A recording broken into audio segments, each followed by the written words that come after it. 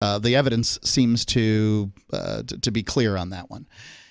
However, if PorcFest is going to be running after PorcFest, the Porcupine Freedom Festival, then you're basically turning it from a 1-week event to a 2-week event. Yeah. And Which wasn't bad. That's a good thing, in my opinion. It wasn't bad this year. No, it wasn't bad, but there were a lot of people there that were perhaps not attending PorcFest and just there camping. So, it was... Well, maybe for the last day or two. Yeah. But, I mean, throughout the rest of it, it was pretty clear that people were there for PorcFest. Would you say PorcFest was as large as it was last year during those few days before? Well, we don't really know how large PorcFest was last year because we were leeching off the Porcupine Freedom Festival last year, Because whether we meant to be or not. People we were coming ahead in, of them, weren't we? Yes. But That's people not were leeching. But they were there for the Porcupine Freedom Festival. Some of them just came early to go ahead and set up. Well, they could have had this year they could have had such an awesome time that they decided to stay after the Porcupine Freedom Festival into PorcFest. Well, there are people who are still there. Yes, I know. As of yesterday. Yeah. Some of them conscious. I don't know how many of them. So I don't know. I mean, PorcFest shouldn't have to, shouldn't have to wait for the Porcupine Freedom Festival to make decisions, but I also want to respect, what those people are doing, if possible. I'm not hostile towards them. I don't bear any ill will towards them. I was grateful to be able to be there during the Porcupine Freedom Festival this year. And so, I mean, there's no central control to PorcFest. Anyone who wants to can just go out and start promoting the thing. But since my job is sort of to promote the thing, that's what we do here, I want to make sure we're promoting the best thing, whatever the best situation might be. So Carla mentioned that she may want to move the Porcupine Freedom Festival to the week that ForkFest was this year, in which case I would hope that they keep their festival decentralized so that everyone can be there in the same week. That would be a jerk move on their part, man. Yeah, it would. If they lock down the park, you mean? Yeah. Yeah. If they move their festival, then that doesn't matter as long as it's an open festival and anybody can attend. I think it's a bad idea for the Porcupine Freedom Festival to do that because then they don't have the pavilion for July the 3rd or July the 4th or this year July the 2nd. That's July because the that's 3rd. where they set up the fireworks show, and the manager of the park or the owner of the park doesn't want to rent that facility while the fireworks are present there for whatever reason. So their biggest days would be speakerless. She may not realize that that's a potential restriction, so she's trying to talk to Crosby, who owns the park, and so I'm going to follow up with her about that on Friday, and we'll see. We'll see how it goes. That's all we can do. Yeah. So anyway, PorcFest was great, and if you can make it next year, we'll look forward to seeing you then. Back into the world of mostly bad news in this crazy mask society, this medical authoritarian hellscape that we've once again returned to. There's news from the business section over at dnyuz.com about the rise of the cash-free future. Oh, yes, the propaganda continues to, proselytize for cash-free transactions because the governments and the banks for a long time have been wanting people to stop using cash.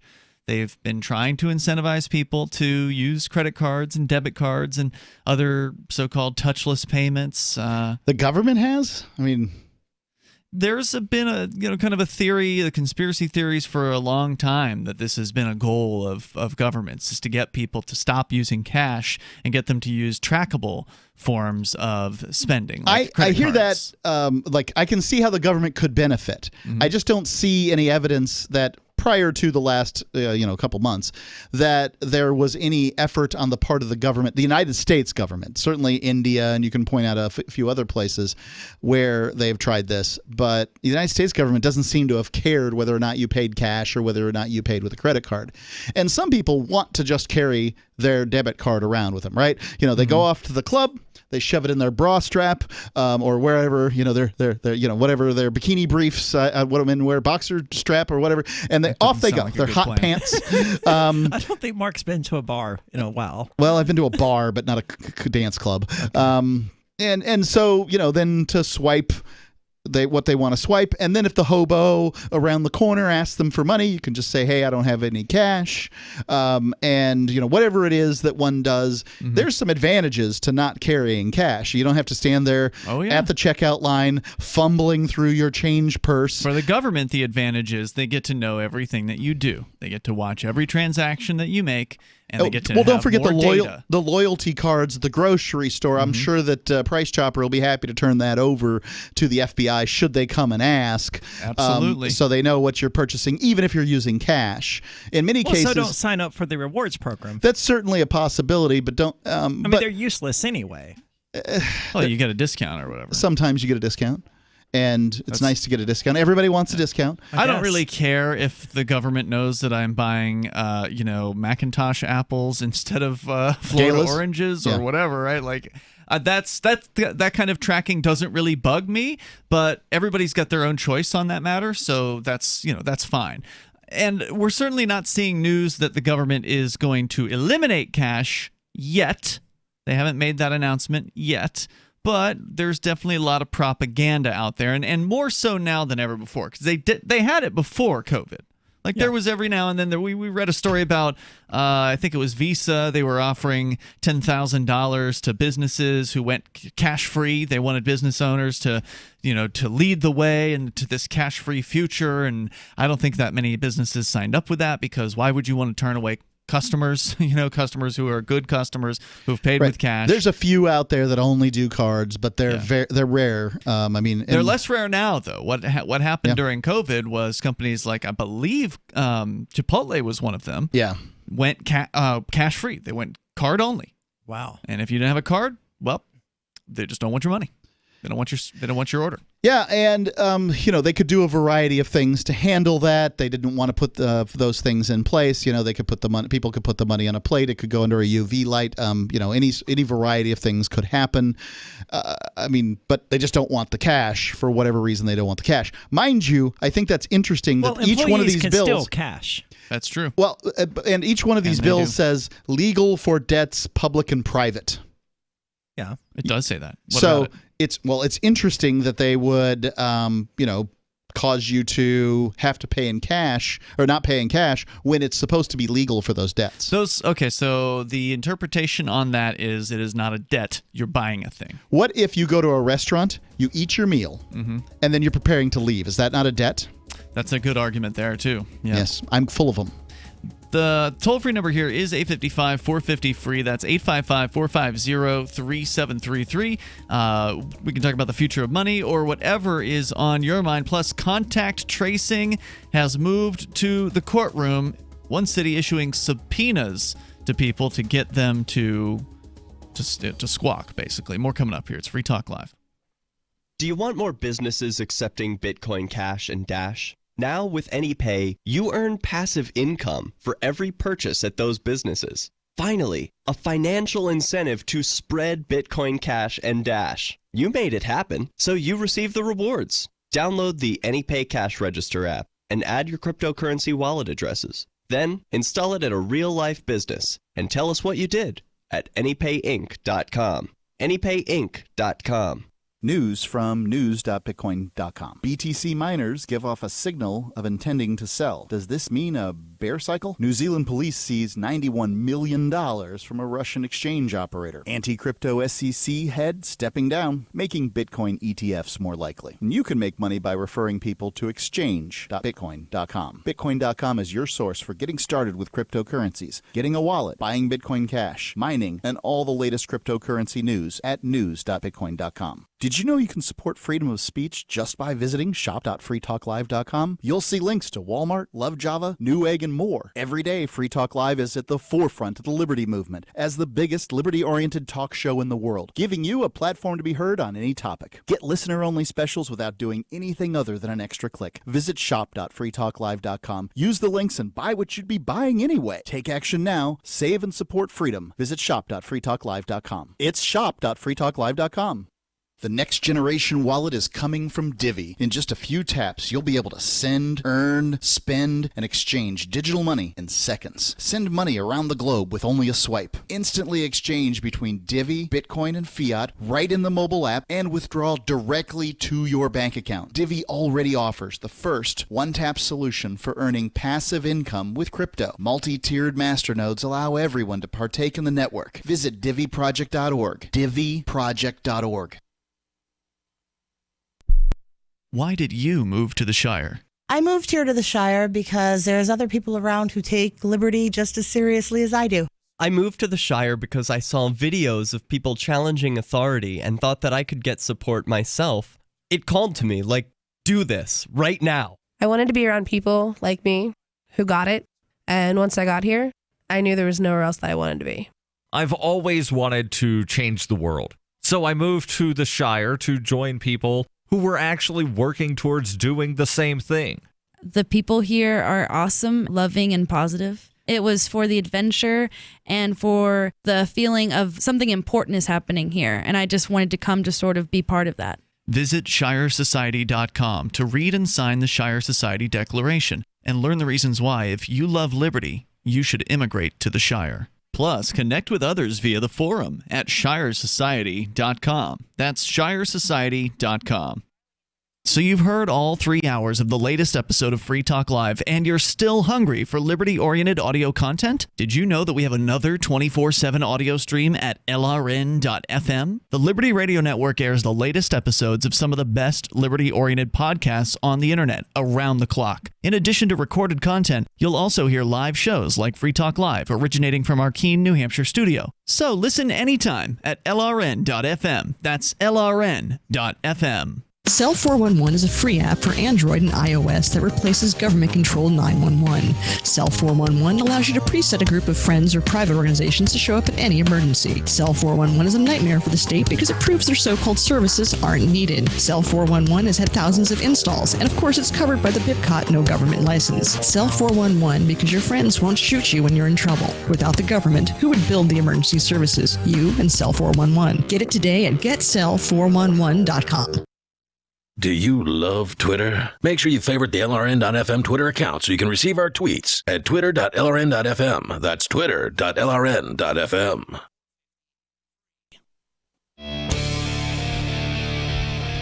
Free Talk Live. You dial toll free if you want to take control of the airwaves. The number here for you is 855-450-FREE like freedom. That's 855-450-3733. In the studio tonight, it's Ian, Aria, and Mark. And, of course, we've got the Discord call-in line rooms for now over at discord.lrn.fm. What do you mean for now? I received a threatening message from the Discord administrators the other day. Ooh. What are they unhappy about? Well, they won't say exactly, as is so common the case with corporations in the world of both media and banking. Quote, it has been brought to our attention that your server, LRN.FM, has been in violation of our terms of service. Specifically, your server has allowed or encouraged threats to users, targeted harassment, or incited violence against individuals or communities. So one of those three, at least, is what they are saying. We want to give you the opportunity to remove the content from your server. If the content is not removed promptly, your server may be deleted for violating our guidelines. Sincerely, Discord Trust and Safety Team.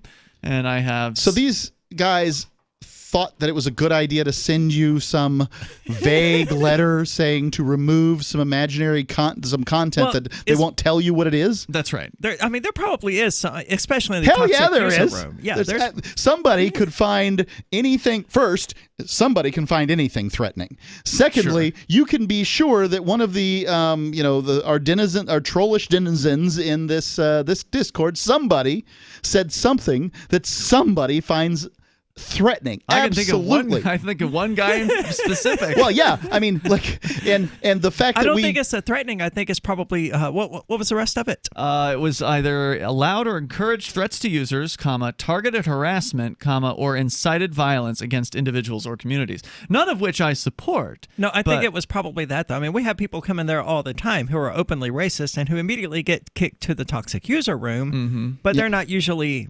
policed afterwards. I mean, it's called the toxic user room. That doesn't matter to Discord. No, of course it doesn't. But what should matter to Discord is if they actually want you to do something instead of just parading around like they're we're a bunch of social justice warriors that want to make sure that you act right and act just and pure and vigilant and you behave. Instead of doing that, just tell us what's wrong. Yeah, and so instead of this obsequious obfuscation of the truth, this isn't even. I mean, there's nothing here to act on. No. Right.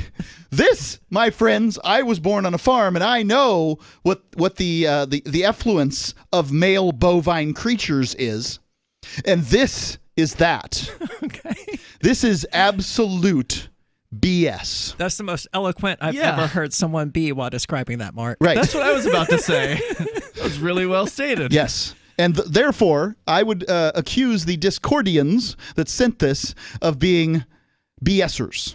So I did take the time to write to Discord, given that I, Sure. Thanks for your vague and useless letter. I'll get right I on love that. vague and useless letters. My God, I've printed it out and put it on my wall because this is among the vaguest and most useless letters I've ever received in my life. And I want to compliment your team on wasting both of our times. Yeah. So I've asked you. I've written to ask you, what in the F do you want from me rather than just having me run around and do stupid crap for you? Now, mind you, given that I'm dealing with a corporation that was already not being very forthcoming, I wasn't expecting any miracles from writing them this email. But I went to their support page and I tried to find the best. It's one of those things where you have to pick an option and then pick a sub option and then, you've got to choose between these options they give you. So I chose the one that was, in my opinion, the closest to the problem that I was having. They did not, of course, have one that was specific to the problem I was having. So I chose the one that was regarding, let's see. That my account was banned by Discord's trust and safety team. Who was the people who signed the letter? Your account was banned? No. Okay. No, as I was explaining, Mark, I tried to pick the thing that was closest to what was actually happening to me, given that they did not actually have an option that was specific. Make sense? Yes. So I chose, of the options they had, okay, well, my account wasn't banned, but maybe since this is going to the trust and safety team, maybe this will go to the right team and they could address my question. So I say to them, hello, I was noticed that your server has allowed or encouraged threats to users, targeted harassment, or incited violence against individuals or communities, and I quote a little bit more, and I say, can you please specify which content is the violation? There are multiple rooms, and I don't read it all. Thank you. And then within a day, they did get back to me, and their response was the generic, hello, thanks for writing in. It looks like you're writing in to appeal your account being banned by Discord's trust and safety team. However, so it's completely useless? However, it doesn't look like the associated account with the email address you're writing in from has been banned, so there isn't anything we can do to help you here. Here are some resources to make sure your request makes it to the right place. And then they go on with just random crap that they put in to this cut and paste response email. So no, they didn't even bother to, read the email that I had sent them or in any way assess, actual intentions behind the email that I'd sent them. So I wrote them back 3 days ago and explained that I chose the closest sounding option, gave them details about my server. Here's the name of the server. So they should have all the information now, and it's been 3 days. So I'm not expecting to get any kind of meaningful response from these people about this, and so it's only probably going to be a matter of time before some snitch gets the Discord server taken down. And this is the way it always is with somebody else's property. And OPP, other people's property. We are working behind the scenes to create an alternative to Discord that will be hosted. That can we have a report user button on ours too, where when somebody clicks it, it says "Shut up, snitch," or "Shut up, Karen"? That can probably be done, I suspect. So for all the, I don't know what the point of all that was. Did I tell you about Divi? I don't think I did. The next generation wallet is coming from Divi. In just a few taps, you'll be able to spend, earn, store, and exchange digital money in seconds. Divi says you'll be able to send money around the globe in only a swipe and instantly exchange between Divi, Bitcoin, and fiat currencies like the dollar right in the mobile app and withdraw directly to your bank account. There's no need to wait, though, as Divi already offers the first one-tap solution for earning passive income with their multi-tiered masternodes, allowing anyone to earn by supporting the Divi network. When the new Divi wallet launches, because of their relationship with Western Union, Divi will be in 200 countries, including the United States. You can learn more at diviproject.org, D-I-V-I project.org. So Discord may be on its last 24 hours. It may go for another month before they pull the plug. Who knows?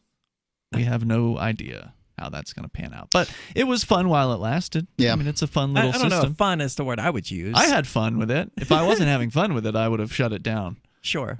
Previously.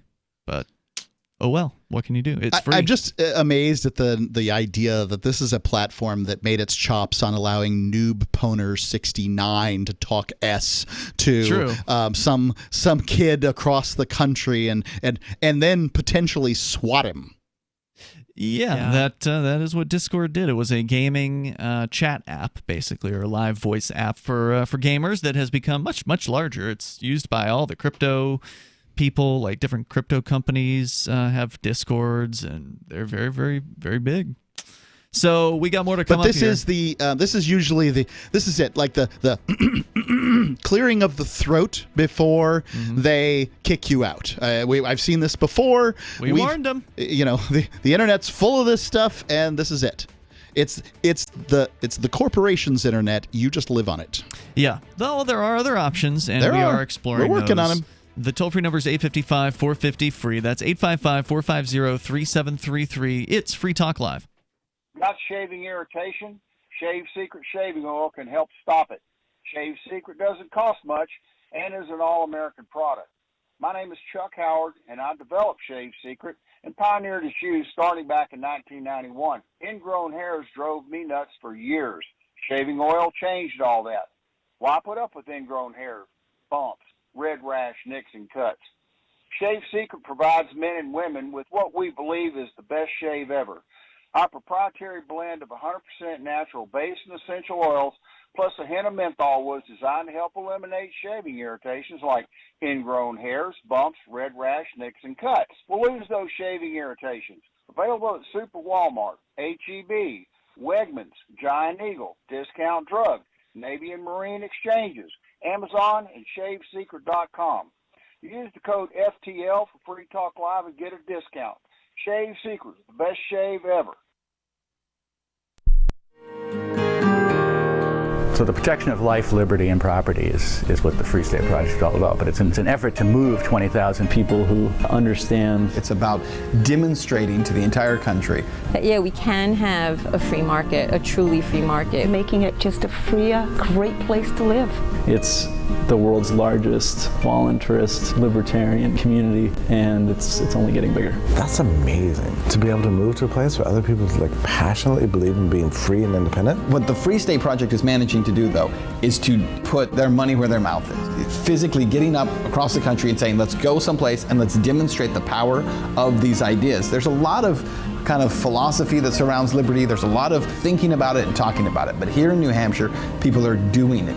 101 Reasons Liberty Lives in New Hampshire, a documentary by Free State Project Early Movers. Watch it free at 101reasonsfilm.com. 101reasonsfilm.com. Are you a cryptocurrency advocate? The Crypto Tip is the ideal outreach tool to help new people discover cryptocurrency. It's a printable business card-sized tip that you can give to service providers, preferably in addition to a good cash tip. When the server scans the QR code, it'll bring up an explanation of cryptocurrency, how to install a wallet, and allow them to claim the tip. If they don't claim the crypto, you get your tip refunded to you after a time period you specify. Plus, if they do claim the tip, you get an email alert. Create as many tips as you want at cryptotip.org. That's cryptotip.org. If you want to know the latest about Free Talk Live before we go on the air, all you need to decide is how you want it delivered. It's your choice. Visit news.freetalklive.com to receive our usually weekly news updates by email. Plus, we have a Twitter account at twitter.freetalklive.com, and you can follow us on the decentralized Mastodon platform at toot.freetalklive.com. So please follow us at toot.freetalklive.com and sign up for our emails at news.freetalklive.com.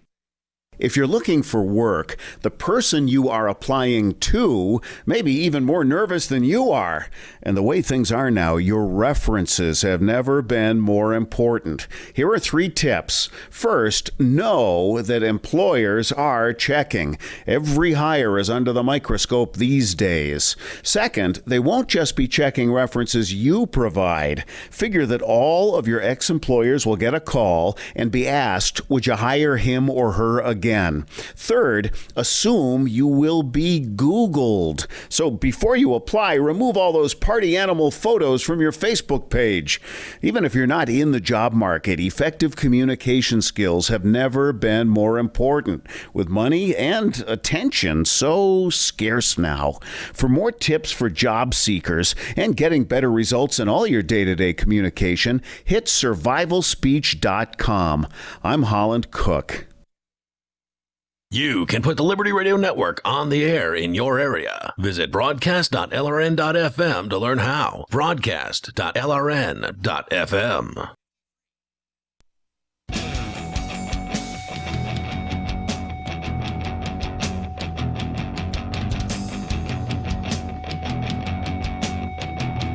It's Free Talk Live. You can bring up what you want.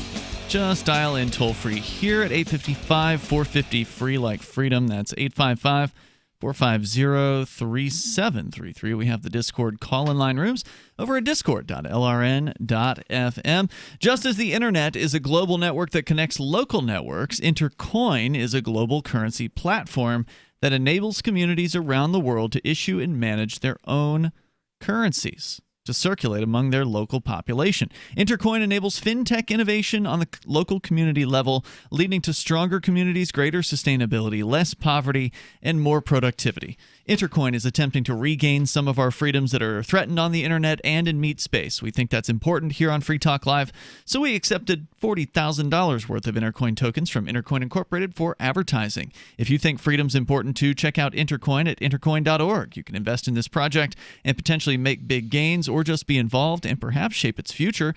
Intercoin.org. And we were talking about money earlier in the show before getting sidetracked, talking about terrible centralized corporations ruling over us and canceling things and all that nonsense. But we were talking about the death of cash, and it's once again in the news. We see these stories more often now than we did prior to COVID-19, but they're even more prevalent in the mainstream media now because of COVID-19, because of the paranoid response to it. And so people are afraid of cash, a lot of people now, and we're surrounded by these people who are just doused constantly in fear. They're wearing masks everywhere they go. Well, I hate carrying cash. It's bulky and awkward, and you have to actually have a thing that carries it. Like my cell phone case here has places for credit cards. Yeah. Has nowhere for cash. Well, you could fold up a $100 bill and slide it in there, but then what do you do with the change? Yeah. One thing I'd say the upside is these point of sale, the point of sale companies that are going to benefit here. And ladies and gentlemen, it's the point of sale companies that are going to benefit here. And if you don't know what point of sale is, a POS system, that does not mean piece of sale. It means point of sale. They allow a company to, they track inventory. They know who paid with what, when they paid it, and all the information they need in order to sort of look at their books later. The point of sale companies handle the credit card interface and the Google Pay, and the Apple Pay, and the Samsung Pay, and every other pay that's out there. Well, often. Some of them include Bitcoin Cash and perhaps even Bitcoin. I don't know. Like any pay. There aren't very many, though, that have not in America, because America makes it very difficult. Regulations are very high here, but throughout Europe and in Japan, you can pay in Bitcoin Cash. You can pay in Bitcoin Cash here. I don't think regulations have an effect on what currencies a point of sale system can I don't have utilize. any reason. I don't have any idea why this is the case. All right, the reason why is because Bitcoin is new, and these. Then why are they doing it in Japan?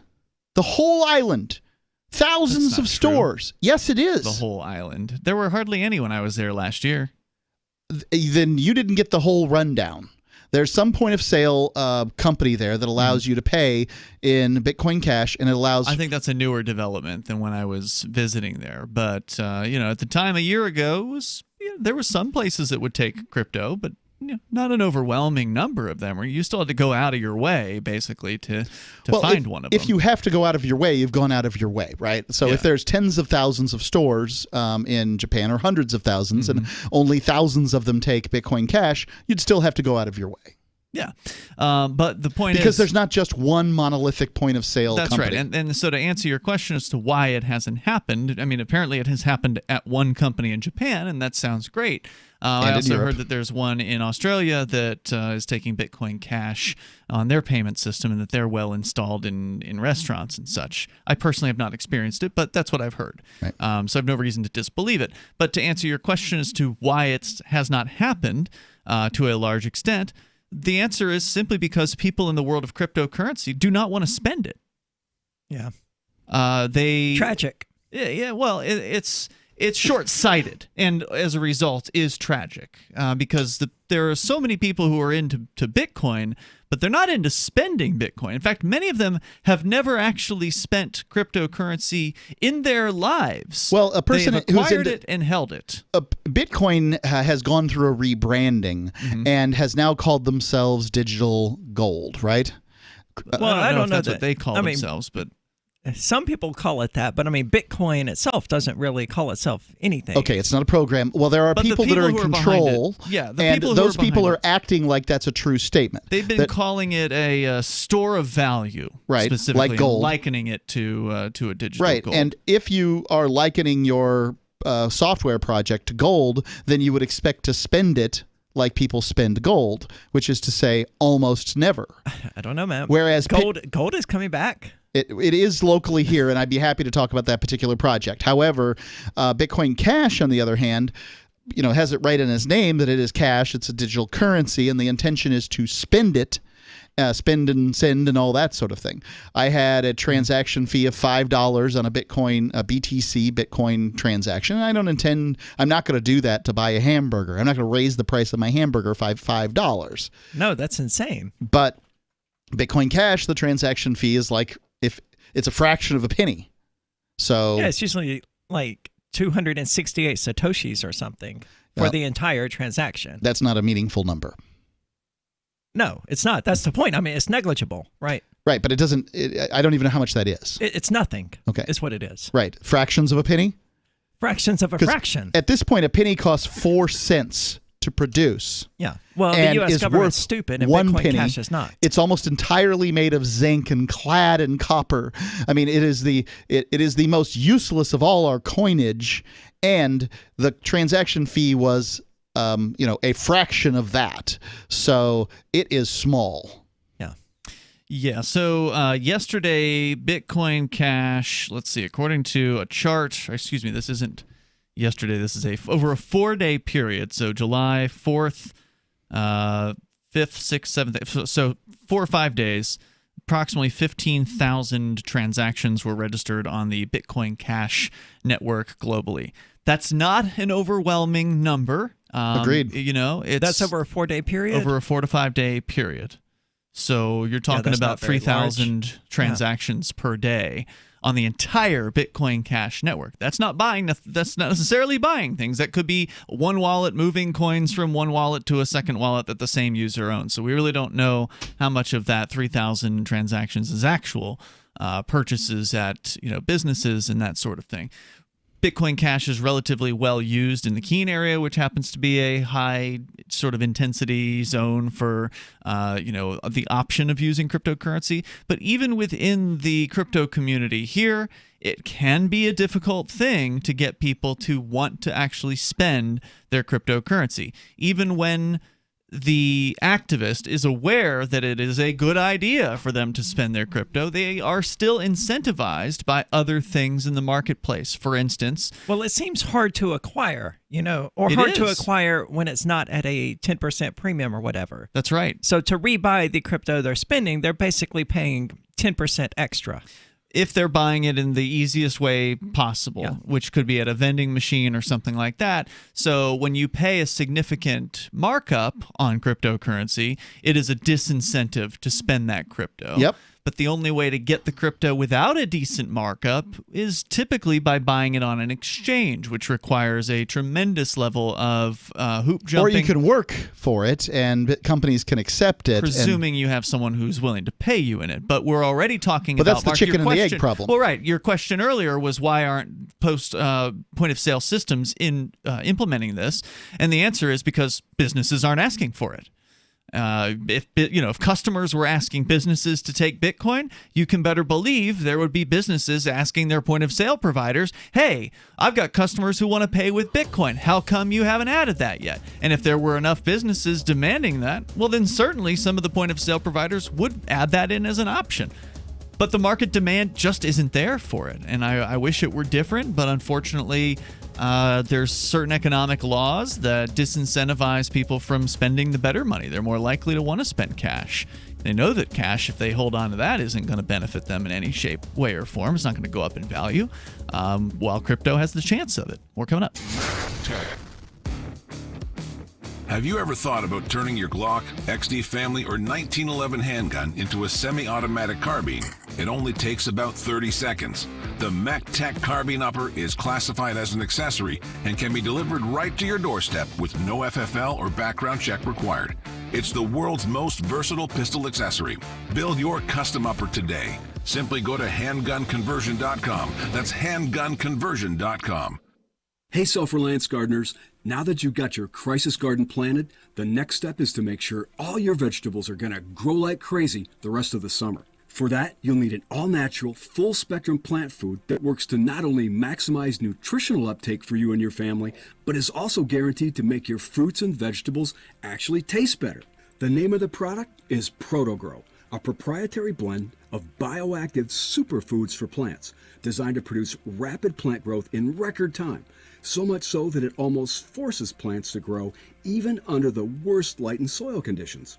It does this by combining powerful trace elements and micronutrients from seaweed extracts with a balanced blend of macronutrients from cold water fish. The result? Vegetables grow faster than ever because they now have the essential bioavailable nutrients they need. Go to growlikecrazy.com to learn more. Huge summer discounts now available. growlikecrazy.com.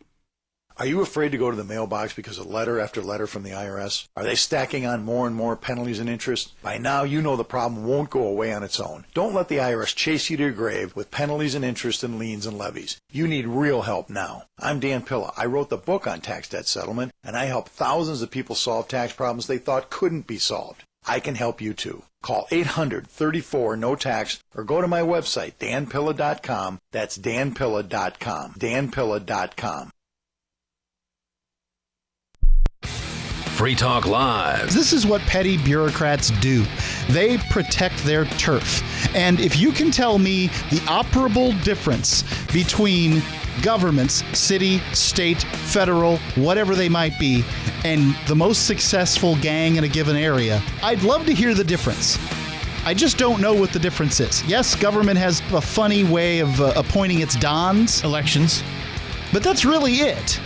That's all I can come up with. It's a gang that's figured out, hey, if we let people participate, if they have a vote, that is statistically an insignificant fact that they have a vote, but we let them have one, then they'll feel like they're part of us, and then they can do whatever they want. They cannot pave a road for 43 years and then have everybody claim that without the government we wouldn't be able to pave roads. Free Talk Live, 7 nights a week from 7 to 10 Eastern, live on the Liberty Radio Network at LRN.FM. LRN.FM now has a Discord. Discord is a free text and voice chat platform, and we now have our own server with a bunch of channels at discord.lrn.fm. You can join other listeners as they chat about various things during our live shows, or anytime, day or night. Discord software is available cross-platform, so you can have it on whatever device you want and take your chats anywhere. Join our Discord at discord.lrn.fm. That's discord.lrn.fm. Do you want more businesses accepting Bitcoin Cash and Dash? Now with AnyPay, you earn passive income for every purchase at those businesses. Finally, a financial incentive to spread Bitcoin Cash and Dash. You made it happen, so you get the rewards. Download the AnyPay Cash Register app and add your cryptocurrency wallet addresses. Then install it at a real-life business and tell us what you did at anypayinc.com. anypayinc.com. Help get LRN.FM into more ears. Visit promote.lrn.fm for a free bumper sticker, flyers, banners, graphics, and more. Promote.lrn.fm.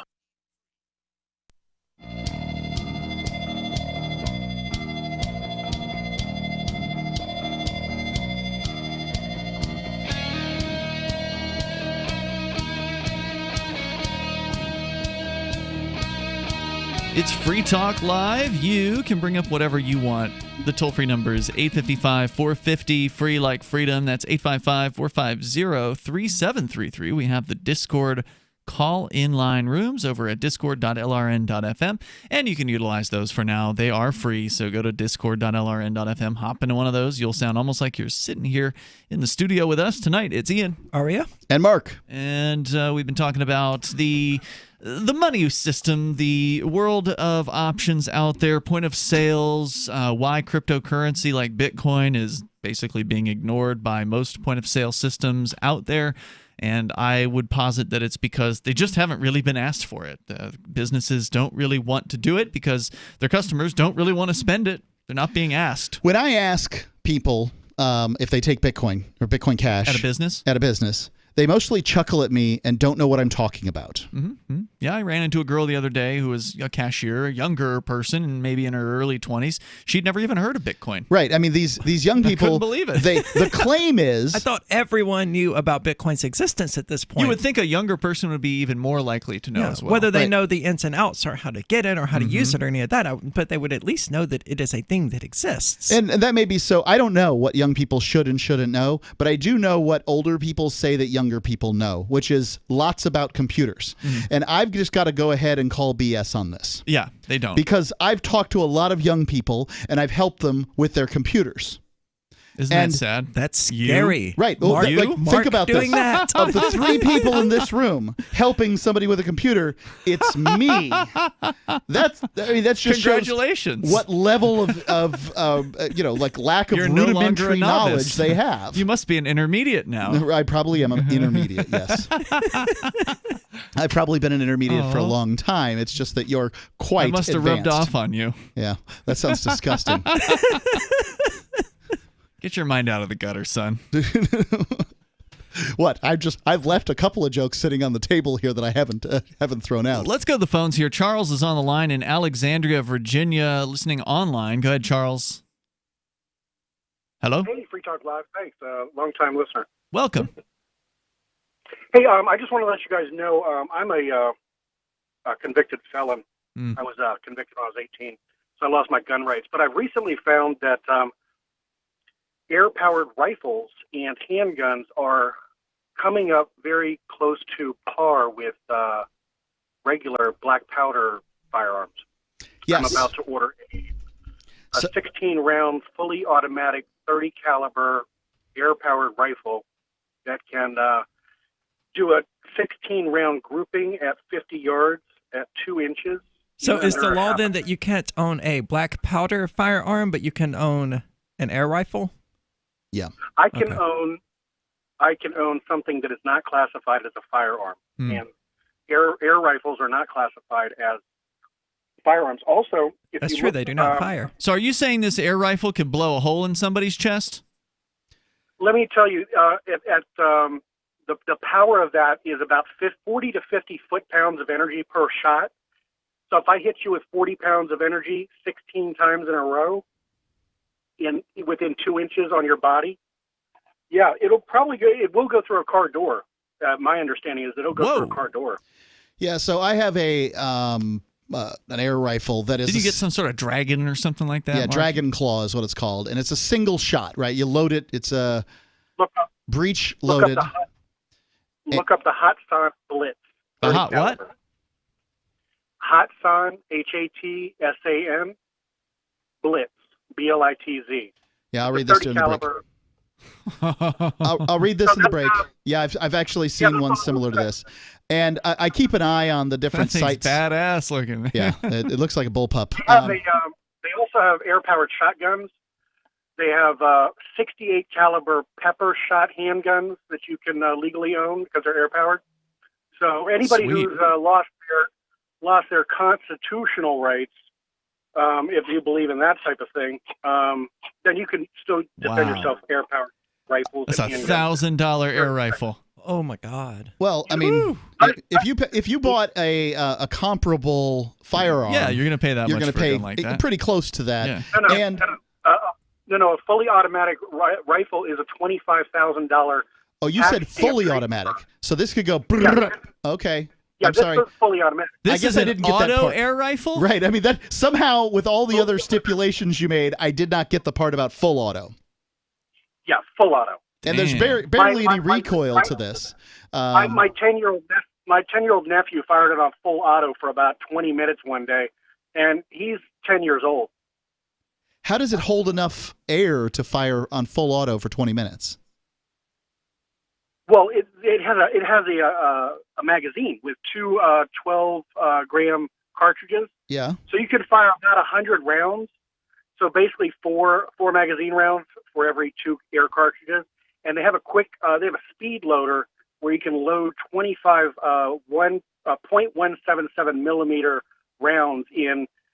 Once you get good at it, I can do it in probably 10 seconds and have the magazine back in the gun ready to fire. Okay. And it fires in full auto and semi. So without doing any reloads, you can fire 16 rounds, 30 caliber rounds through it in a second or two. Not too long. It says here it does 1,000 rounds per minute. No.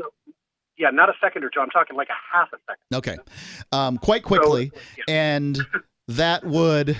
So have you used it yet? You have used it, right? He said his son fired it. Well, no, I'm going to order it. I bought a cheaper version. I bought one off Amazon for $150. Yeah. It looks and feels like a standard AR, but this one fires .17, the little round BBs. Yeah. But it fired 25 of them in under a half a second. What did it do to, say, a board? Have you fired it at say a 1x10 or something like that? My little nephew, he's a little bit. He's going to be a future Free Talk Live listener. Uh-huh. He fired at their local stop sign, and it left it pretty damaged. At the local what? Stop sign. Stop sign. So did it go through the stop sign? No, it didn't. But I wouldn't want to get hit 25 times in a row. This was the $150. Yeah, I'm just trying to get clear on it because I've been same here. I've been looking. I have this Dragon Claw, and this Dragon Claw will take down a deer. If it'll take down a deer, it'll take down a person. Now mine is a if you single. can dodge a wrench, you can dodge a ball. That's right. This is a single round breech loaded. You got to do the whole thing every time. You better hit it if you're going to shoot at it. That one's 700 pounds of force. If you look at some of the ammunition. Some of it's as big as your thumb, depending on how big you are. Like one single It's shot. a 50. This is a 50 caliber round, right? I mean, it's as big as a Desert Eagle, right? Well, they have different grains, but they also have different grains. Yeah. Fascinating. I think this is amazing. I mean, just imagining growing up with something like this as a kid, right? Like you used to have the little pump pistol things back in the day. If you search for it, you can find a full 100% automatic minigun. It's $3,600. It's air powered, but when I saw the video, get up to a compressor. I'm taking notes for Home Defense here, man. This is great. First, you start firing, the air compressor kicks on. Well, at the end of the video, the TV that they were shooting at was on fire. Wow. So, there is a $3,600 air-powered 177 minigun out there for anybody who wants it. What is the name of this thing? Because I need to look into the minigun or the. I know the specific air gun that he's talking about. Okay, I've got that pulled up right here for you. It's called I think Ian found it as well. Hatsan Blitz Full Auto PCP Air Rifle. Yeah, and I'm sorry, it is PCP, which is pre-charged, which means it doesn't use the 12-gram air cartridges. Mm-hmm. You actually use an air pump to pre-charge the gun. Yeah, don't you use a usually like a scuba tank?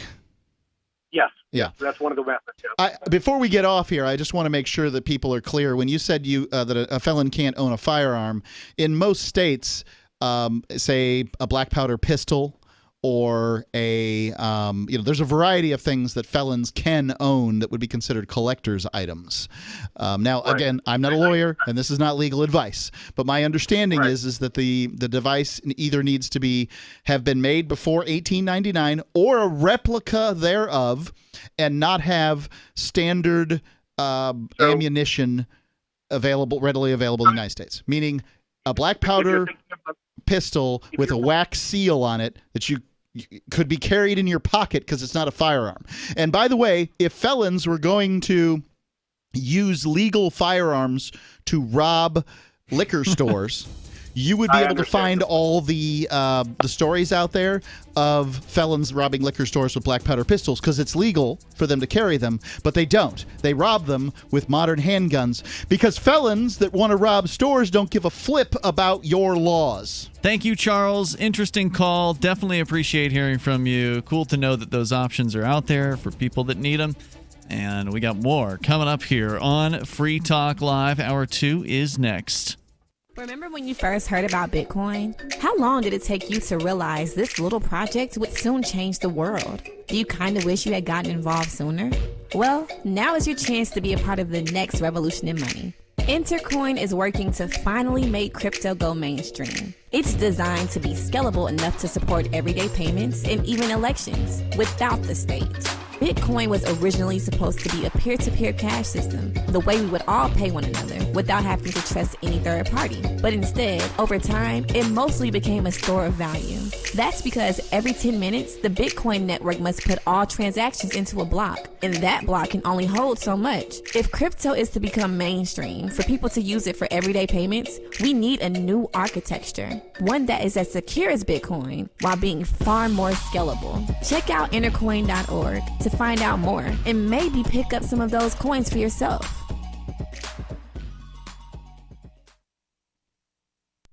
Are you tired of your taxes funding endless occupations around the world? Antiwar.com is run by people who understand that wars abroad become wars at home, wars on our freedoms.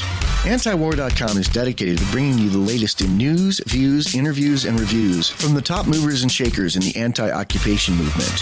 Antiwar.com has it all, from thorough foreign policy analysis to interviews with whistleblowers who used to run the military-industrial complex. Anti-war, pro-free market. That's antiwar.com.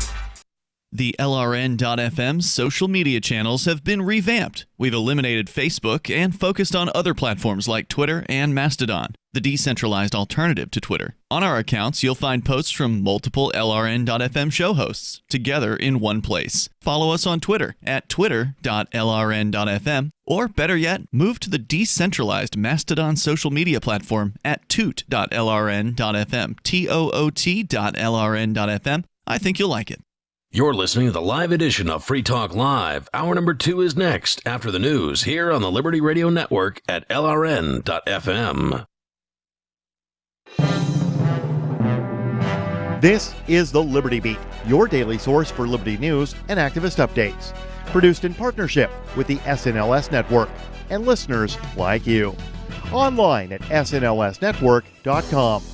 I'm Mick Murrow with your latest edition of the Liberty Beat.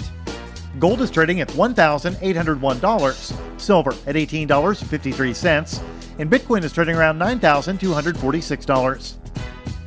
Today's gold, silver, and Bitcoin prices are brought to you by Brave Botanicals, high-quality kratom and CBD at reasonable prices with excellent customer service. Brave Botanicals is activist-owned and mission-driven. The Liberty Beat and Brave Botanicals believe so strongly in the power of kratom, we're giving it away for free. Just go to libertybeat.news/free kratom. This is the Liberty Beat at snlsnetwork.com. In the news, residents of Phoenix, Arizona have responded with fury and renewed community protests after a Latino man was shot to death July 4th in broad daylight while seated in his parked car in a shocking incident captured on video by neighbors. The Mind Unleashed reports that in the video, several uniformed officers can be seen surrounding the parked vehicle while shouting and pointing their guns at 28-year-old James J. Porter Garcia. Bystanders watching at the scene pleaded with police not to shoot him. Seconds later, officers appear to have shattered the passenger side window, followed by the sound of a shout. After a brief moment of silence, police rapidly fired on the man from point-blank range about 10 times. As officers continue to shout and bark commands at the wounded Garcia, whose head was slumped over onto the windowsill, witnesses could angrily be heard asking the officers what they were doing. Garcia was taken to a hospital, where he was pronounced dead, according to the Phoenix Police Department. Ever wonder where we find all the news to report right here on the Liberty Beat? Visit snls.news to get the world's most censored media published all in one place. Save yourself from the endless time spent searching for reliable alternative media. SNLS News makes it quick and easy. No ads, no clickbait, just raw headlines, 24 hours a day. Visit snls.news and get informed today without the corporate media spin. Your news now continues.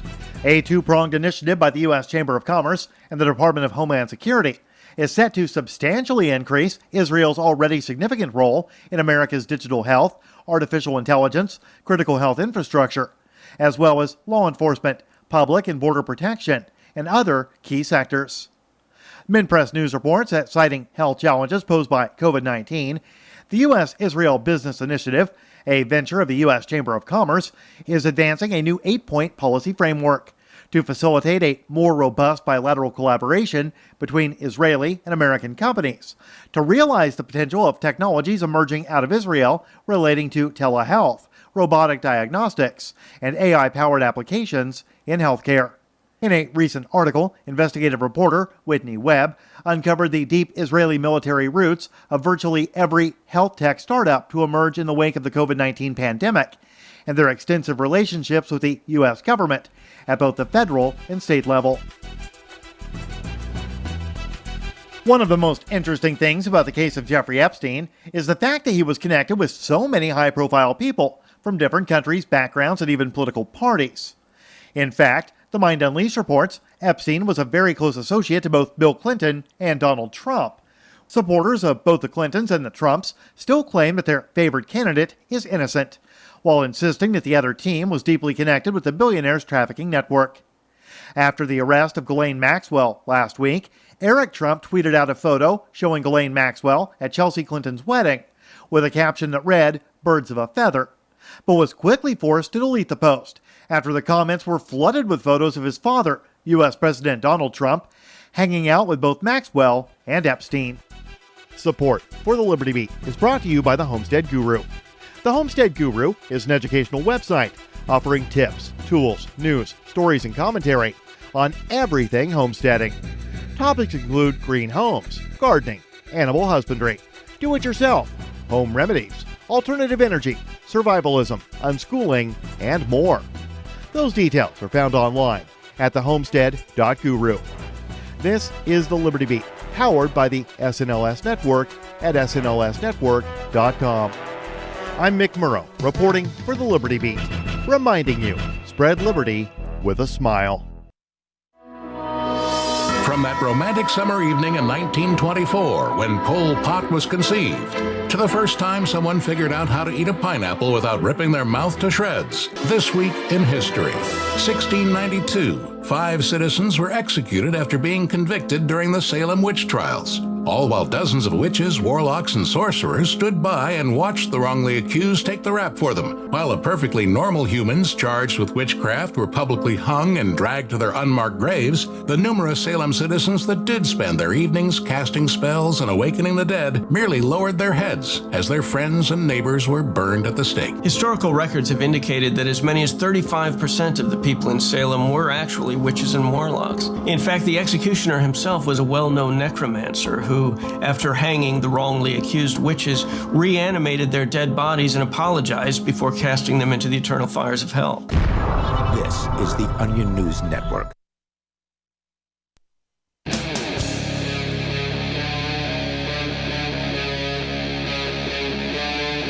Free Talk Live.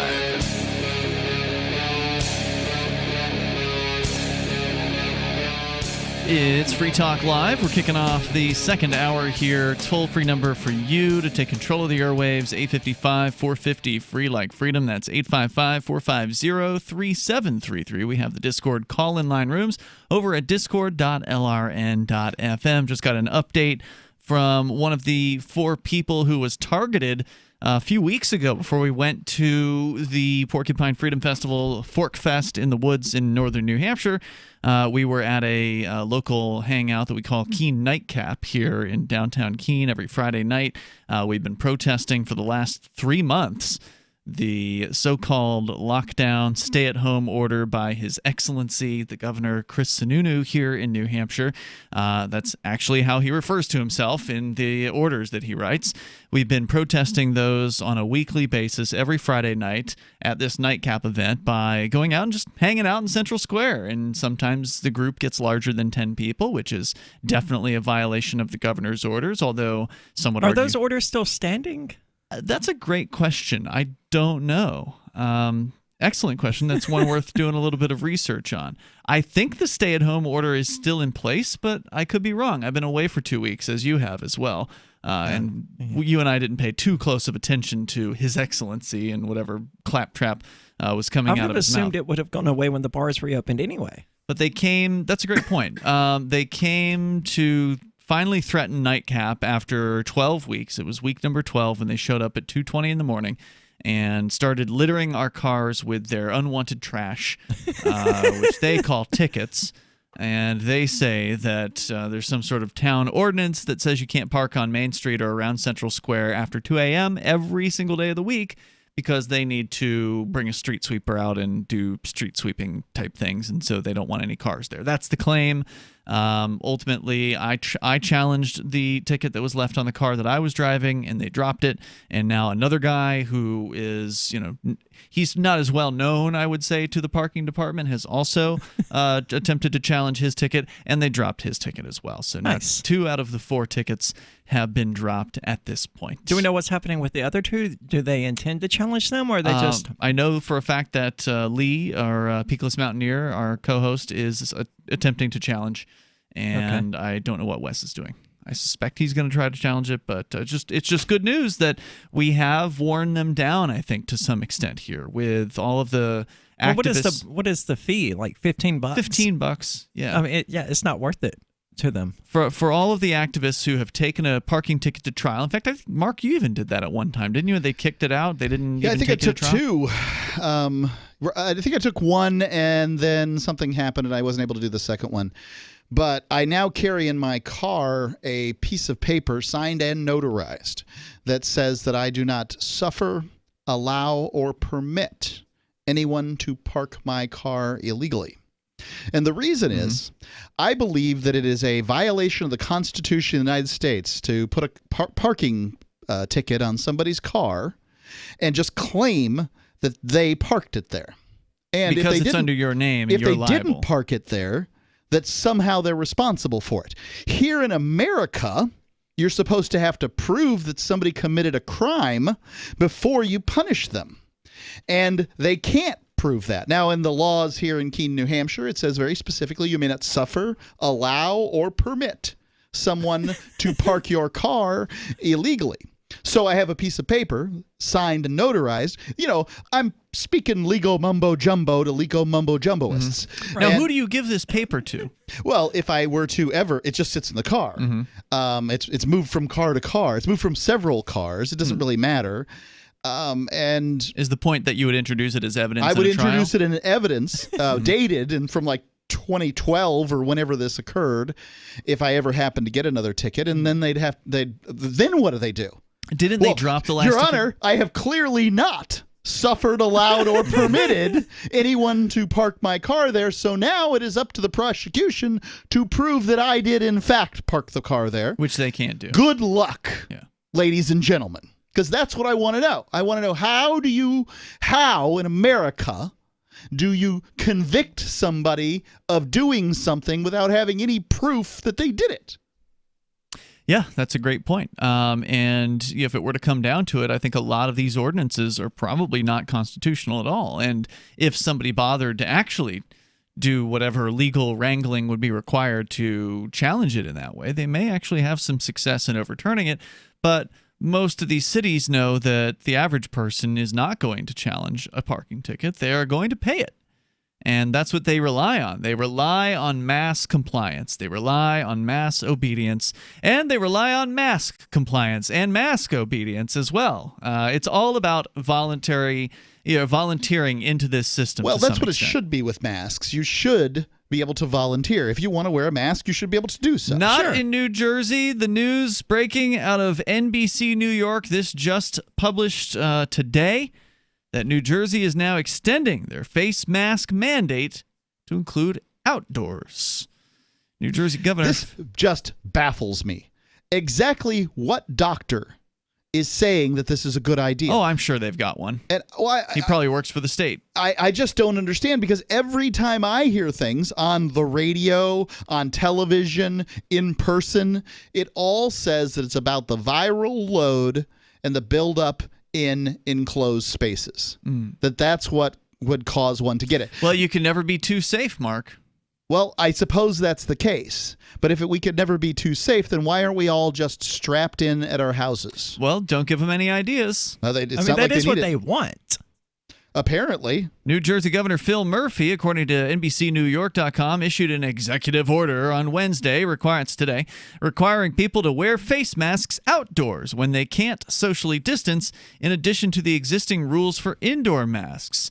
Certain exceptions apply. Kids under 2 don't have to wear them, and face coverings aren't required for people eating or drinking at an outdoor dining establishment. They're also excused in cases where mask wearing would inhibit health or safety. So they are saying... they're only saying social distancing. When right? you cannot socially distance. Right. So walking down a busy sidewalk, you're supposed to wear a mask. Yeah. I don't know. I mean, does that really count because you're not there very long? Yeah, it counts to them. According to what we just read, it counts. All right. So I'm just trying to think about how this applies, because yes, you're supposed to socially distance, but a mask is supposed to mitigate the social distancing. And these rules apply sort of double inside as opposed to outside, and these sorts of things. If you're outside, the chances of you getting viral load outside are insignificant. Can we call it something else? No. Requiring masks outdoors is a step I'd hoped we would not have to take, said Murphy on Wednesday, and continued saying, quote, by and large, New Jerseyans have been outstanding in their compliance, but unfortunately we've been seeing a backslide in compliance in New Jersey and across our nation. Unquote. That's because people are sick of this crap. It changes day to day. There's no rhyme or reason to it. There's certainly no science to it. It's just people being told what to do and other people trying to socially pressure them into doing what they've been told to do because nobody knows anything. And that's how it's been working, and it's been working very well in places like Philadelphia. We had a guy, Nick, who used to live here in Keene. He came up to Forkfest a couple of weeks ago, and he was saying that in Philly, it's 95% compliance. That's what I've been seeing lately here in Keene. Really? Yeah. It didn't seem that bad today when I was out and about, but you're downtown more often than I am, so you probably know. Well, I went to Walmart. I hate going to Walmart anyway, but I went there Monday because sometimes you need something quickly that you can only get there, and I think I was the only person. Not lawn darts. Yeah. I think I was the only person in the building not wearing a mask. Wow. Murphy said that an outdoor mask mandate at places like Jersey Shore boardwalks, while difficult to police, was necessary given the rising number of cases in most of the country. According to the story here, the state's transmission rate as of Wednesday is 1-to-1, meaning one sick person infects at least one other person. New York Governor Andrew Cuomo would say that level of transmission defines an outbreak. Studies show masks. Oh, Andrew Cuomo knows. He's a real expert, right. forcing the nursing homes to take sick COVID patients. That's what caused a good portion of the deaths. Masks are proven infection mitigators when worn correctly. However, I don't know if you've noticed, but people don't really wear these things correctly. Now, do they? That's because they're uncomfortable. And even if they do wear them correctly, they touch their faces constantly, which completely undoes any benefit of wearing the mask. I wore my comfortable mask into the hospital. They made me put a mask on over it. Wow. More coming up here. It's Free Talk Live. The next generation wallet is coming from Divvy. In just a few taps, you'll be able to send, earn, spend, and exchange digital money in seconds. Send money around the globe with only a swipe. Instantly exchange between Divvy, Bitcoin, and fiat right in the mobile app, and withdraw directly to your bank account. Divvy already offers the first one-tap solution for earning passive income with crypto. Multi-tiered masternodes allow everyone to partake in the network. Visit DivvyProject.org. DivvyProject.org. Anarcho Vegas 2020 is a conference about changing the world through personal actualization and creation through markets. Get inspired to better yourself and better the world. Speakers include Jim Bell, Larkin Rose, Avins O'Brien, G. Edward Griffin, Walter Block, Amanda Rockwitz, Ernie Hancock, and more. Get your tickets for just $20.20 at anarchovegas.com and use code FTL to save 10% off VIP tickets. July 19th, join Free Talk Live for anarchovegas.com. So now I've got this pack of 4 Shar-Pei rescue dogs. Jimmy, Coco, another Shar-Pei, one pug who is Joe. I have stuck with the Dinovite for, oh my goodness, probably 5-6 years. DINOVITE.com. People remark on really how well my dogs look, what beautiful coats they've got. I tell them, yep, they get a regular diet of Dinovite with every meal. Dinovite is nutrition. All I have to do is say dog food. It's a pandemonium. They can be half asleep, and they're up and thrilled. She just looks simple, squeaky clean. You don't need to wait until a problem presents itself. It's far better to keep the dog happy and healthy at all times. Dinovite for life. You won't believe how happy your dog will be. People do ask how they get Dinovite. I tell them I get my Dinovite from DINOVITE.com. The political world is a maddening cesspool of corruption and lies. Nobody tells the truth. Nobody keeps campaign promises. Nobody obeys the Constitution. Nobody puts the people first. How can we ever escape this web of tyranny? Vote for nobody. Hi, my name is Nobody. I'm running for governor of New Hampshire because nobody knows how to live your life better than you do, and nobody deserves that kind of power. I want to put you back in control of your money, your lifestyle, your work, your body, and your life. Nobody should rule you but you. New Hampshire convicts many people of so-called crimes that should never have been prosecuted. If elected, I will pardon every victimless crime in New Hampshire history. This includes drug, gambling, prostitution, gun, and driving offenses. Nobody should have a criminal record when they have not harmed anybody. Wouldn't it be nice to have nobody telling you what to do?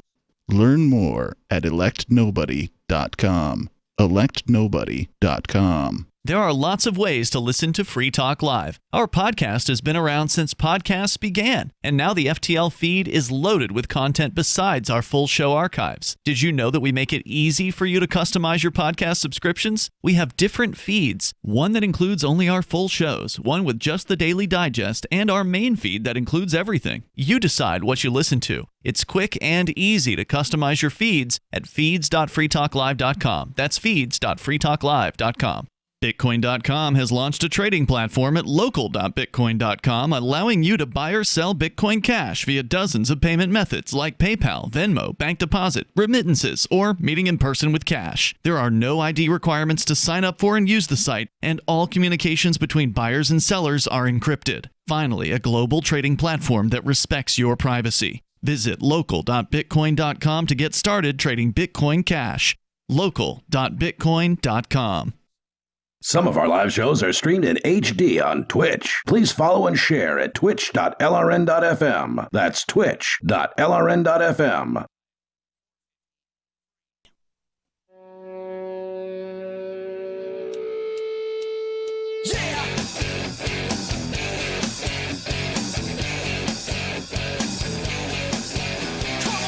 It's Free Talk Live. You can bring up whatever you want here. The toll-free number is 855-450-FREE like freedom. That's 855-450-3733. After spending the last 2 weeks in the woods in the White Mountains of New Hampshire, Aria, you and I, and dozens of others were there, and we managed to get away from all of this mask insanity. You were there for a couple of days, which was cool.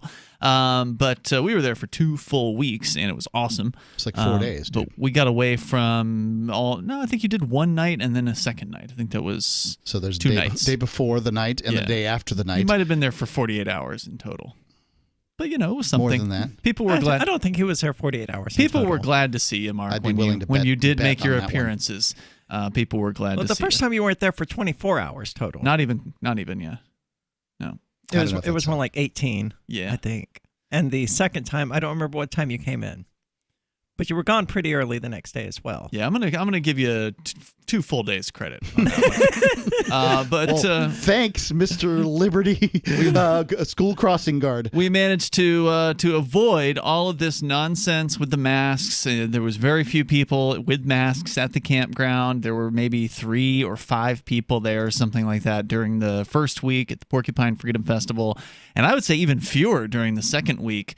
I don't think there were any during Forkfest. I feel like I saw somebody in the distance with a mask on towards the very end of the week when some of the average folks were coming into the park.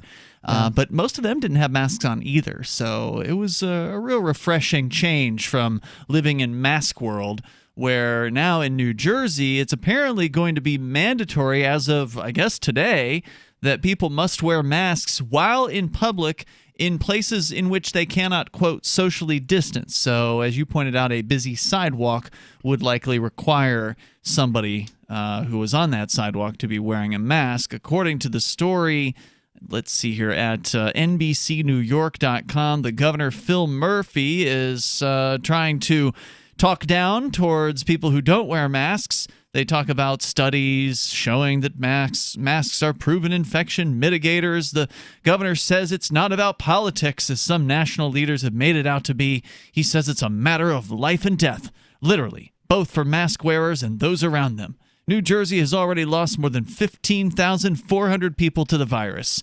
The state is the nation's second most impacted COVID state, next to New York, reporting more than 174,000 COVID cases since early March as of Wednesday. Those sound like big, scary numbers, don't they? They do, but it's all COVID cases that are being reported now. No one's talking about COVID deaths. And all indications are that the number of COVID deaths are in a sharp decline. Yes, and also I've been obsessed with this page from the CDC. Mark has this graph that he makes love to each night when he goes home. He doesn't want us to share that information here on the air, but I do love this graph. And at this point, there is, ladies and gentlemen, no evidence. There is no evidence. There's no evidence of a resurgence, because you'd have to have a surgence in order to have a resurgence, of a resurgence of deaths in the United States. The highest amount of deaths was April the 11th. It appears as though the week ending June the 13th will be the last week that peaks up over the acceptable death range. Yes, the United States government does have an acceptable number of deaths that can occur in a given week. And by the way, they can be as high as about 60,000.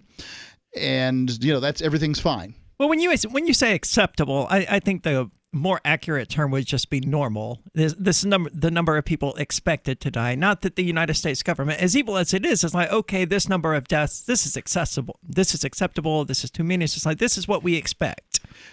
Fine. I can tell you this. On January the 11th, 2020, it was complete. No one was worried about anything, and the number of people died was about 60,000. However, April the 11th, when everybody's screaming their heads off, the number of people who died was 79,000. So another 19,000. What is that? An additional 33% of deaths, I guess. Is that the right number? And the whole world's coming to an end. Many of these people would have died anyway because they were already elderly and that's the sick. thing we don't know is that we do know that the average, what I believe it's the median age for death of COVID is 80. Right? Yeah. So 80-year-olds are closer to death than 30-year-olds. And if a bunch of 80-year-olds are dying, that would presumably mean that the numbers of deaths would diminish out in the future. So, as the number of old people died? That's right. Well, you can only die once. That's true. At this point. So when you die on April the 11th, you can't die on October the 23rd. But you can vote on November the 7th. Indeed. Dead people, vote Democrat and vote often. Well, if only 15,400 people in New Jersey have died so far, that is indeed higher than the rates in other states where it's like 2% of 1% of the population has died. In New Jersey, it's 17.4% of 1%. So it's still a fraction of a small fraction of the population in New Jersey who has actually died. allegedly from COVID, if you believe the government's numbers. And Sure. I say there's no reason whatsoever to believe these numbers. They are inflated and they're not realistic at all. But even if they are realistic, it's just absolutely absurd that that states are being put through this over 17% of a percent. Let's go to Gene, the Christian anarchist. He's on our Discord server. Go ahead, Gene.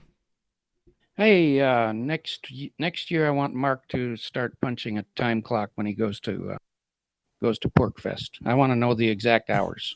Yeah, this is really important stuff. And by the way, Ian pointed out how glad everybody was to see me. He didn't point out how glad anybody was to see his butt. I'm sure everybody was glad to see everybody. Well, But anyway, they got to see Jazzy when they saw Ian, so Yes. everyone was Well, happy to see Ian. Everybody is happy to see Ian's dog. Jazzy is always a star. It's true. Anyway, in our clinic now, we stand at probably a little bit more than 50 positive tests. Only one had to go to the hospital. All have fully recovered, with the exception of the few that are still positive. What are the age ranges of these 50 people? They're mostly, senior people like me. So even with a bunch of seniors, you haven't had a problem with dying. Only one had to be hospitalized. No. Well, people are for the most part. Here's how it normally runs: is the person will be sick for 2 or 3 days, and then they get well. And So that's like how any it other goes. flu or cold, basically. Yep, exactly. Now, and you've And tested these people, right? You've actually used the government-approved COVID-19 tests on them to determine that they do, in fact. Yeah. Okay. I've actually taken the test twice myself now. Both Is came it up really as negative. awful as it's made out to be? Well, they stick a thing up your nose. It's it Looks ain't gonna kill you. uncomfortable. It does. It's not nice, but a lot of our patients have had multiple tests and they've had multiple positives. Like if they get a test 1 week and it's positive, and they're supposed to come back in 14 days and get another test, and if that's positive, what I want to know is, are those considered 2 cases? Which I think they are. I think they're counting those as individual cases, even though it's the same person that did the test. So these numbers are fake. They're padded. Totally. And, Stand by, Gene. I know you got more here. Gene, the Christian anarchist, is with us, giving us the inside scoop from inside a doctor's office down there in Tennessee. Is it as bad as they want you to believe it to be? He says no, and he's right there in the middle of it. 855-450-FREE. That's 855-450-3733. You can take control of the airwaves here. This is Free Talk Live. The Monetary Evolution comes to Las Vegas. Crypto Vegas is a one-day event featuring some of the brightest and most innovative minds in blockchain technology. Juan Galt, Anastasia Sergeyevna, Lynn Ulbricht, Jim Bell, Elise Sam, Float CEO Kingsley Edwards, and more. Tickets start at $20.20, and you can save 10% on VIP tickets using code FTL at CryptoVegasConference.com. July 18th, join Free Talk Live at CryptoVegasConference.com. News from news.bitcoin.com. BTC miners give off a signal of intending to sell. Does this mean a bear cycle? New Zealand police seize $91 million from a Russian exchange operator. Anti-crypto SEC head stepping down, making Bitcoin ETFs more likely. And you can make money by referring people to exchange.bitcoin.com. Bitcoin.com is your source for getting started with cryptocurrencies, getting a wallet, buying Bitcoin Cash, mining, and all the latest cryptocurrency news at news.bitcoin.com.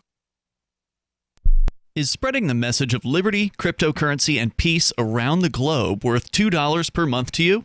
As you may already know, in addition to our internet feed, LRN.FM broadcasts on free-to-air satellite across North and Central America, as well as Sub-Saharan Africa. And we've been available on satellite for free 24/7 since 2010. The LRN.FM free-to-air satellite signal is reaching some of the most oppressive regimes in the world, and there's no doubt our ideas are making an impact. You can learn more about the channel's impact by watching the 3-minute video at fund.lrn.fm. If you'd like to help free minds globally with our ideas of liberty, cryptocurrency, and peace, you can donate as little as $2 per month via fund.lrn.fm. You can help us continue and expand our satellite broadcast to multiple continents. Visit fund.lrn.fm today, and thank you for your help. Don't forget to share the link on social media. That's fund.lrn.fm. I'm a little obsessed with My Magic Mud. Several years ago, I met Jessica Armand, the founder and CEO of My Magic Mud, and I didn't even know my teeth were coffee stained. A week's worth of use convinced me, and now I use it every 3 or 4 days. It's clinically proven to whiten teeth, and I think it cleans better too. My Magic Mud's available at most local health food stores, Sprouts, Natural Grocers, CVS, Walmart's Natural Beauty Aisle, but I can get it for you for 20% off with coupon code FTL20 at mymagicmud.com. FTL20 mymagicmud.com.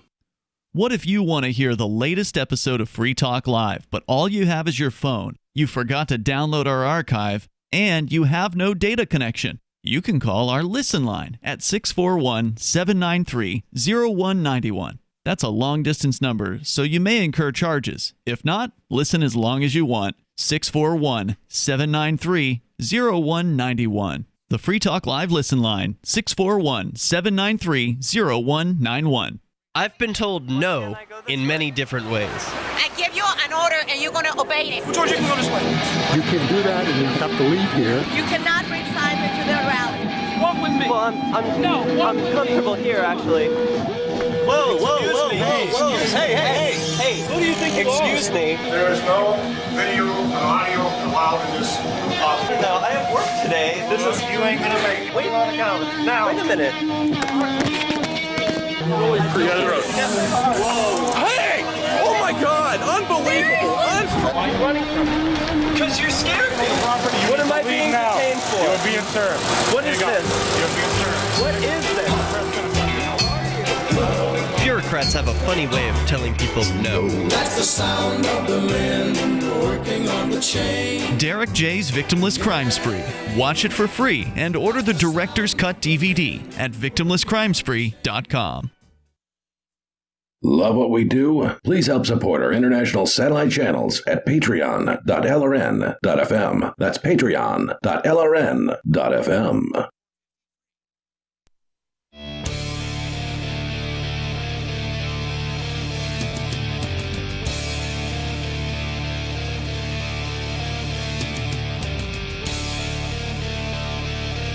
It's Free Talk Live. You bring up whatever you want. The toll-free number here is 855-450, free like freedom. That's 855-450-3733. As we continue here in the studio tonight, it's Ian. Arya. And Mark. Bitcoin.com is available to those of you out there who want to learn some stuff. Maybe you want to learn the basics about cryptocurrency like Bitcoin and Bitcoin Cash. Get on over to Bitcoin.com. You can do that there. Or if you're not so new, you're old school, you want to get the latest news headlines, they got that for you over on their news website at news.bitcoin.com. So get started at Bitcoin.com. As we continue here, we are discussing the state of New Jersey now mandating mask use outdoors in places where so-called social distancing is not possible. We got Gene, the Christian anarchist, on the line. He's calling from Tennessee, and he works in a doctor's office as a manager of a practice. So you've seen a lot of patients so far. You said about 50 patients over the last few months. And of all those 50 patients, only one had to go to the hospital and since recovered. And most of your patients are elderly folks. But again, even for most elderly people, they're surviving this. It's the ones who are pretty messed up that are having the toughest time, right? Or who are 80 freaking years old. Yeah. That's what I mean. But no, 80-year-olds are surviving this. They have to be 80 and also like infirmed and like deathly ill in order to die from this. My understanding. Yeah. Well, I wouldn't want to be 80 and get anything because, you know, you're already pretty weak.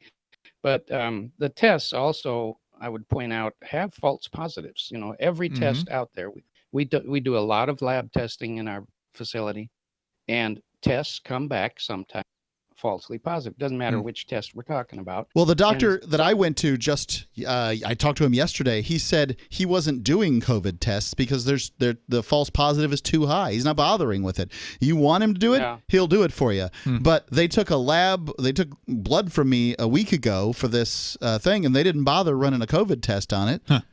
Because why bother? In his opinion, not worth it. The test isn't worth it. Well, plus then you might get one of these contact tracers on your butt after that.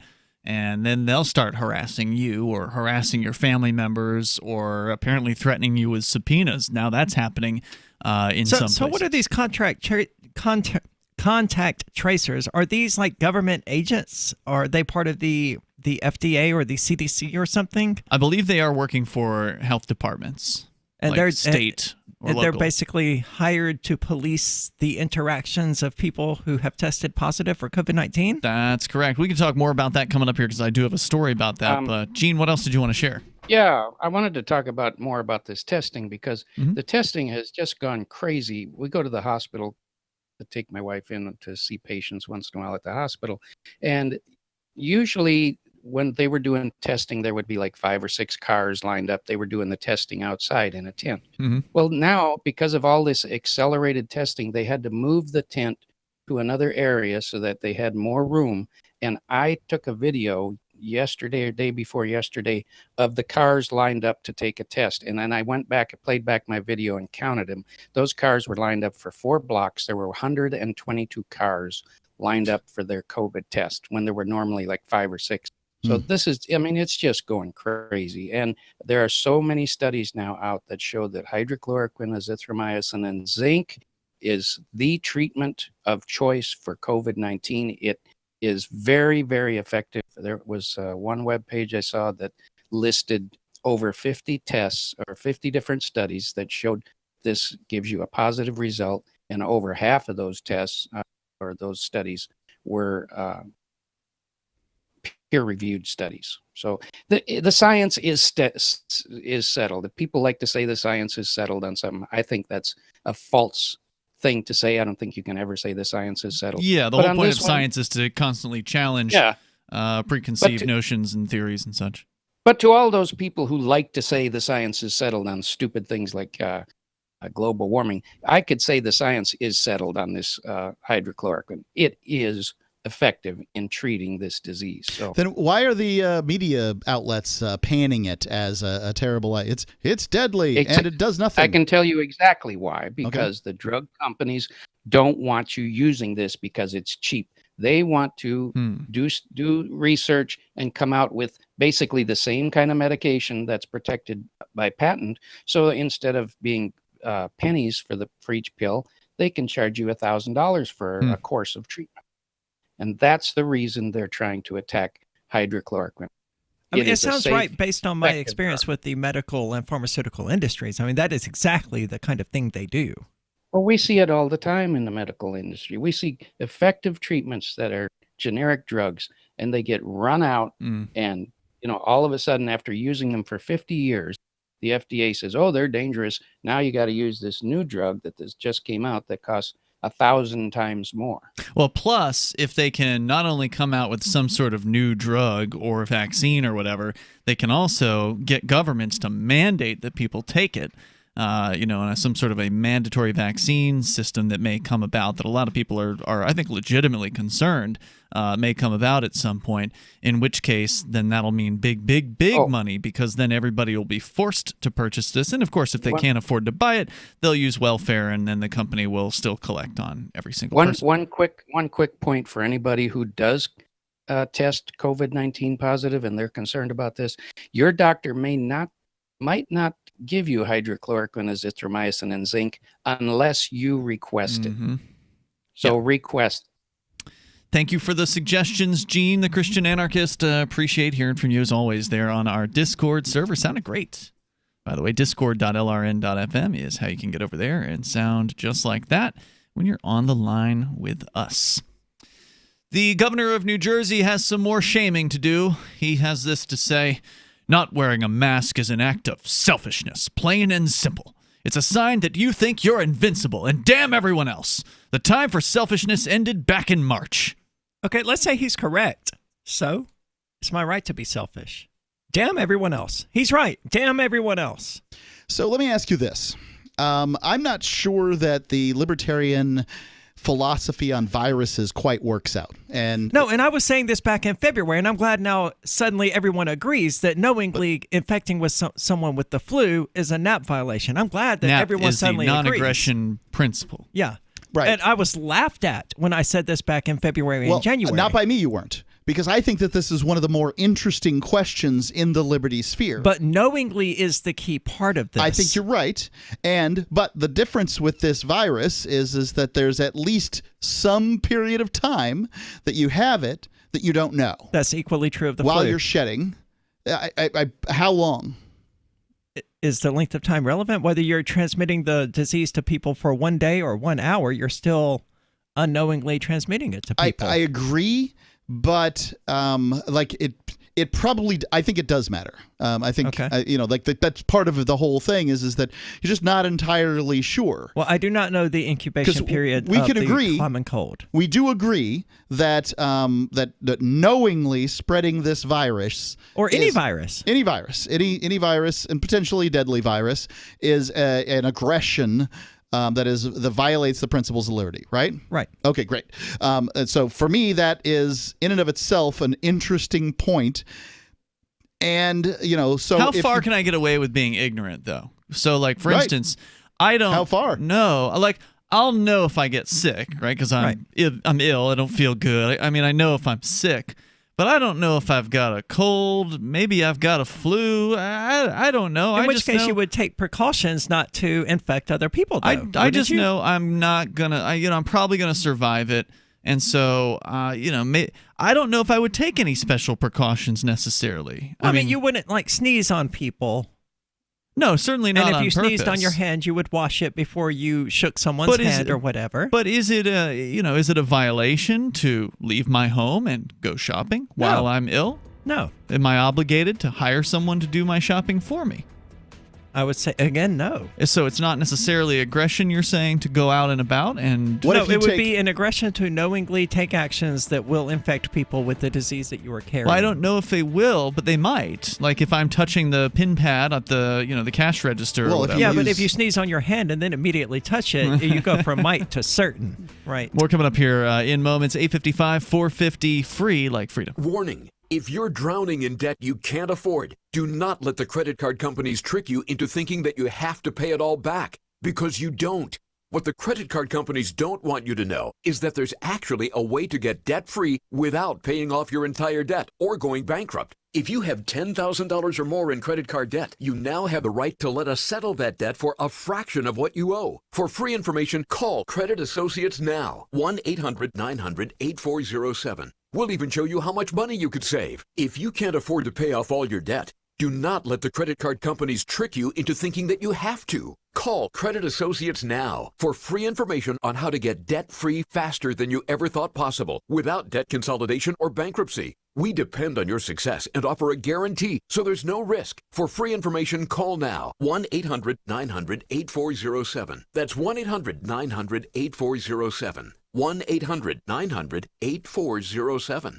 I'm here with Scott Useum, founder of OMG Tax. Tell us how your company helps our listeners out there who have a problem with the IRS. My team of lawyers, enrolled agents, and licensed tax experts remove wage garnishments sometimes in the same day. We even have reduced the total debt some of our clients were required to pay through what is known as an offer in compromise. Can you give us an example of somebody you help? Oh, can I ever? We have taken a $500,000 liability with the IRS. Guess what? The client didn't pay a dime through the representation known as non-collectible status with the government. If you owe the IRS more than $10,000 and you want to see if it's possible to pay a lot less, call OMG Tax right now for a free tax-saving consultation. Call 800-486-8112. 800-486-8112. 800-486-8112. That's 800-486-8112. On Free Talk Live, we're bringing people to the ideas of liberty every day. From wrestling superstars like Glenn Jacobs. You guys really are having an impact, I believe. Like I said, a lot of where I am now is due to listening to Free Talk Live. You changed my mind on some very important issues years ago. To random people tuning in on the radio. I was kind of stuck in the left-right paradigm. I heard your show by chance on a Saturday night. From there, I went on, joined the Free State Project, and become an amplifier. So, I mean, that's really the reason why I amp is because I know that if it wasn't for you guys being on as many stations as you are, I never would have found the ideas of liberty. Your AMP will directly change more lives by getting Free Talk Live in front of people looking for talk radio online and on the air. When you AMP Free Talk Live, you get perks like access to the AMP-only Facebook group and AMP podcast. Visit amp.freetalklive.com. Some of you asked, and now we've delivered. LRN.FM's live Keene, New Hampshire studio shows are now streamed in HD on Twitch. Visit our channel at twitch.lrn.fm and give it a follow. If you have Amazon Prime, you get one free subscription on Twitch. If you use it on our channel, Twitch will give LRN.FM a monthly piece of your Prime subscription cost. So please watch, follow, share, and subscribe to twitch.lrn.fm. That's twitch.lrn.fm. There are basically two types of advertising, direct response and branding. Radio's great for direct response with its low cost to listener ratio, but audio can't be beat for branding, which is a longer-term endeavor. You want to be the first thing that someone thinks of when they think about your product or service. If you have a local business that you want kept top of mind in your community, call the station. If you need national reach, Free Talk Live's got around 200 radio stations, millions of monthly listening sessions, can suit all budgets, and if we don't think we're right for you, we'll tell you. Email me, mark@freetalklive.com. Now you can follow LRN.FM on the decentralized Mastodon social media platform at toot.lrn.fm, toot.lrn.fm.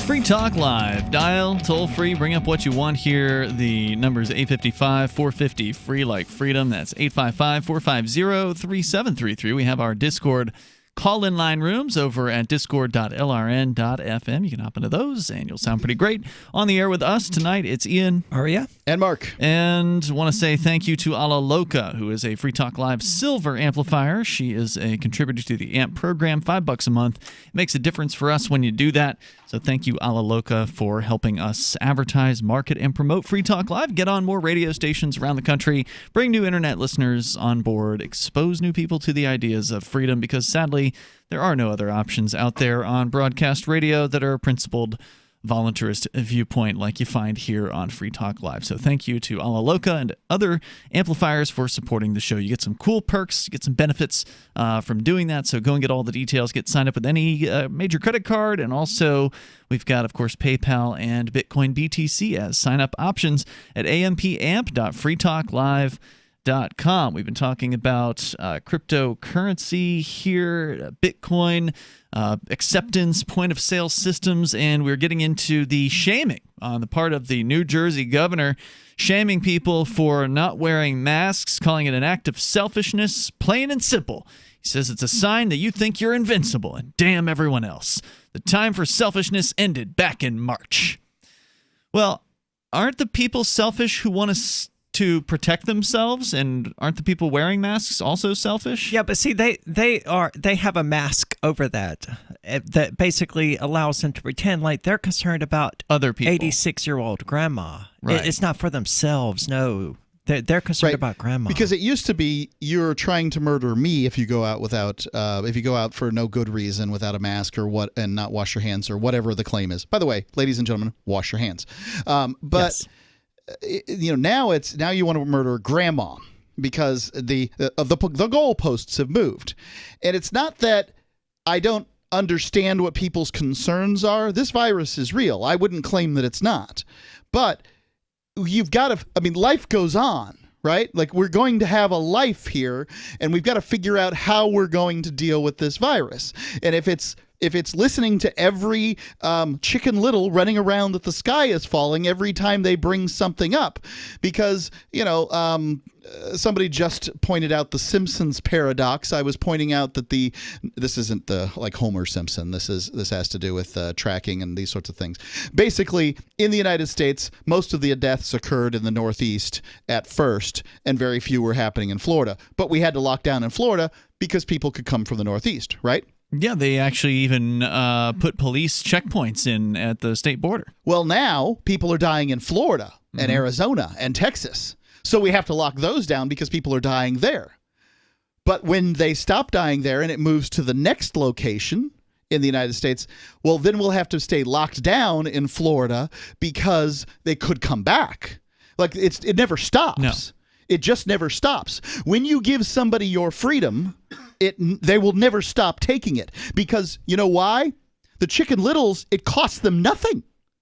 They didn't want to come out of their house in the first place. They made money. These people during are this absolute crap. ridiculous introverts that are like, No, it's not that they're introverts. It's that they made more money sitting at home, right, collecting that $600 bonus unemployment checks, while the people who actually went out and continued to work made a third of that. Right. So let's take, but for they're instance, heroes. Let's take, for instance, somebody who's makes $10. The small consolation for me as I sit Right. there watching these people sit at home making $850 a week in unemployment. How much do they get normally? Let's say so $10 an hour. They make $10 an hour, $40. That's $400, right? Pre-tax, yeah. And then additionally, they get $600 on top of that, so they now get $1,000. You have to get paid pretty well. Now, I haven't been paid hourly in a long time, but you have to get paid pretty well to beat out this number. A person making $20 an hour, which seems like pretty good numbers to me. You know, I mean, it's not a terrible job. This isn't slave labor or anything, right? It's probably a skilled job of some sort for $20 an hour. You know, not around here. You could Really? get a warehouse job or a variety of different jobs I see advertised on the side of the road. They're advertising for people because they can't get somebody making $20 an hour. $20 an hour is $800 a week. Still less than the welfare. Right. It's still less. Yeah, it comes out to a $25 hour a week wage. Yeah. You basically had to have been making $25 an hour in order to want to return Just to match work. it. Yeah, to match. And who wants to return to work? Because then you got to work. Because then you have to work. And you're taking this risk. You don't have the 40 hours anymore. Everybody's taking the risk, right? Then you're taking this risk. So, you know, just this at some point, like as soon as you stop, this was the problem with ever paying this this unemployment bonus in the first place. As soon as you stop paying that unemployment bonus, then the Trump is trying to kill the workers.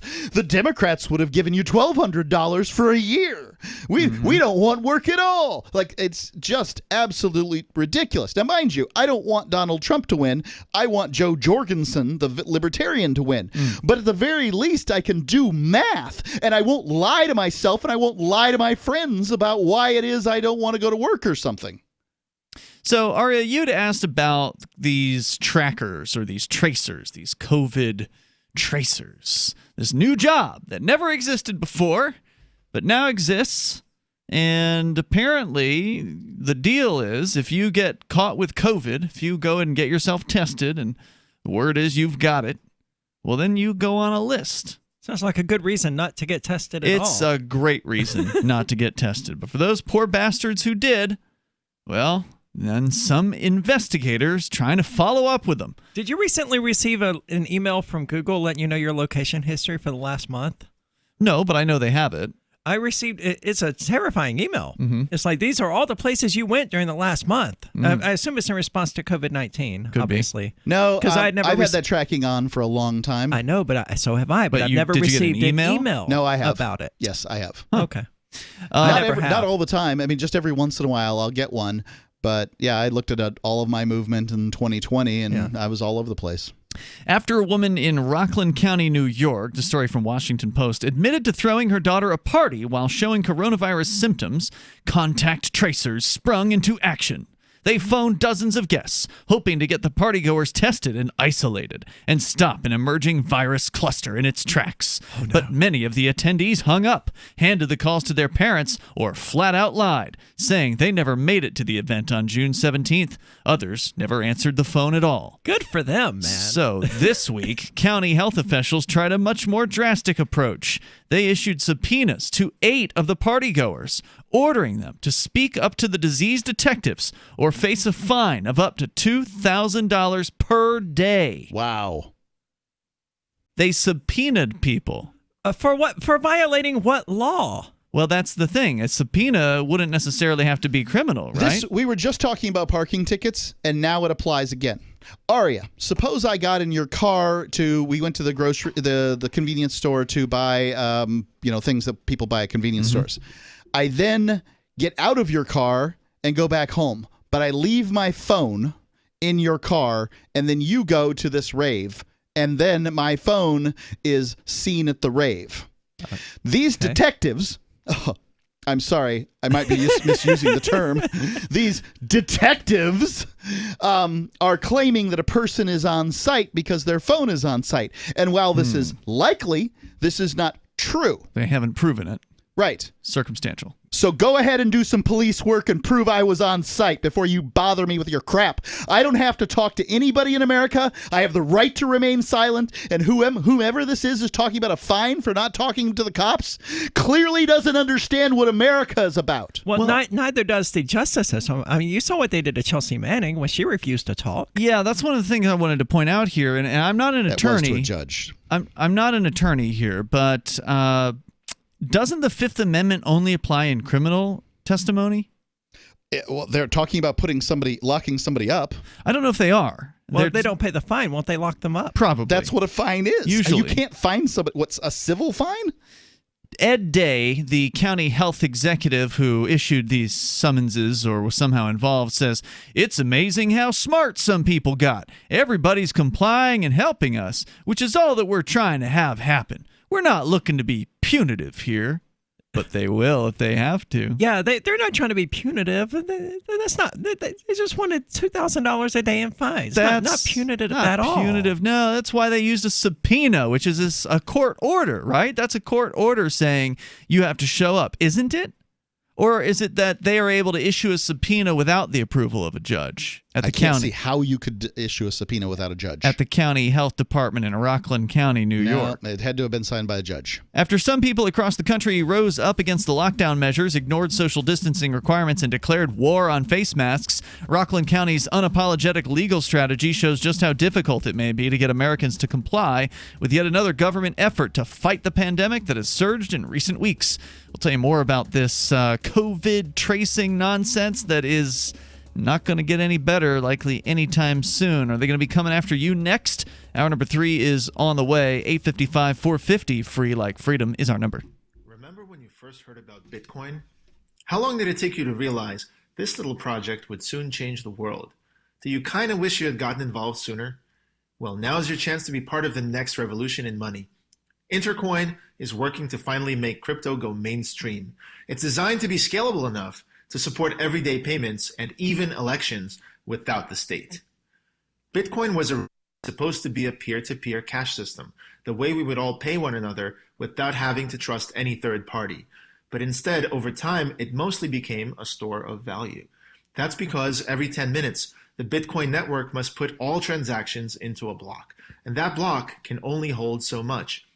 If crypto is to become mainstream, for everyone to use it in everyday payments, we need a new architecture, one that's as secure as Bitcoin while being far more scalable. Check out intercoin.org to find out more and maybe pick up some of those coins for yourself. Looking for a great real estate investment? Consider New Hampshire, which is ground zero for the Liberty Movement. Your first call should be to Mark Worden from Porcupine Real Estate. He's more than just a real estate agent. He's your New Hampshire concierge. Where are the best places to live? Do you want farm, city, the burbs, or forest? Do you want a duplex or multifamily building so that renters pay your mortgage? There are homes in all price ranges in New Hampshire, and Mark can help with financing too. Invest in liberty and property. Mark Worden can help. PorcupineRealEstate.com. So you've heard all 3 hours of the latest episode of Free Talk Live, and you're still hungry for liberty-oriented audio content? Did you know that we have another 24/7 audio stream at LRN.FM? The Liberty Radio Network airs the latest episodes of some of the best liberty-oriented podcasts on the internet around the clock. In addition to recorded content, you'll also hear live shows like Free Talk Live, originating from our Keene, New Hampshire studio. So listen anytime at LRN.FM. That's LRN.FM. You're listening to the live edition of Free Talk Live. Hour number 3 is next after the news here on the Liberty Radio Network at LRN.FM. This is the Liberty Beat, your daily source for Liberty news and activist updates. Produced in partnership with the SNLS Network and listeners like you. Online at snlsnetwork.com. I'm Mick Murrow with your latest edition of the Liberty Beat. Gold is trading at $1,801, silver at $18.53, and Bitcoin is trading around $9,246. Today's gold, silver, and Bitcoin prices are brought to you by Brave Botanicals, high-quality kratom and CBD, at reasonable prices with excellent customer service. Brave Botanicals is activist-owned and mission-driven. The Liberty Beat and Brave Botanicals believe so strongly in the power of Kratom, we're giving it away for free. Just go to libertybeat.news/free Kratom. This is the Liberty Beat at snlsnetwork.com. In the news, residents of Phoenix, Arizona have responded with fury and renewed community protests after a Latino man was shot to death July 4th in broad daylight while seated in his parked car in a shocking incident captured on video by neighbors. The Mind Unleashed reports that in the video, several uniformed officers can be seen surrounding the parked vehicle while shouting and pointing their guns at 28-year-old James J. Porter Garcia. Bystanders watching at the scene pleaded with police not to shoot him. Seconds later, officers appear to have shattered the passenger side window, followed by the sound of a shout. After a brief moment of silence, police rapidly fired on the man from point-blank range about 10 times. As officers continue to shout and bark commands at the wounded Garcia, whose head was slumped over onto the windowsill, witnesses could angrily be heard asking the officers what they were doing. Garcia was taken to a hospital, where he was pronounced dead, according to the Phoenix Police Department. Ever wonder where we find all the news to report right here on the Liberty Beat? Visit snls.news to get the world's most censored media published all in one place.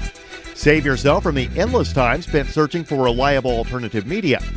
SNLS News makes it quick and easy. No ads, no clickbait, just raw headlines, 24 hours a day.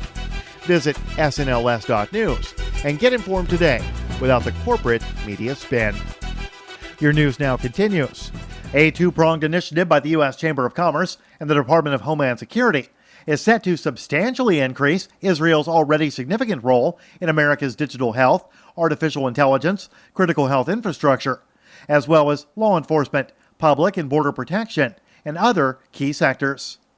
Minpress News reports that citing health challenges posed by COVID-19, the U.S.-Israel Business Initiative, a venture of the U.S. Chamber of Commerce, is advancing a new 8-point policy framework to facilitate a more robust bilateral collaboration between Israeli and American companies to realize the potential of technologies emerging out of Israel relating to telehealth, robotic diagnostics, and AI-powered applications in healthcare.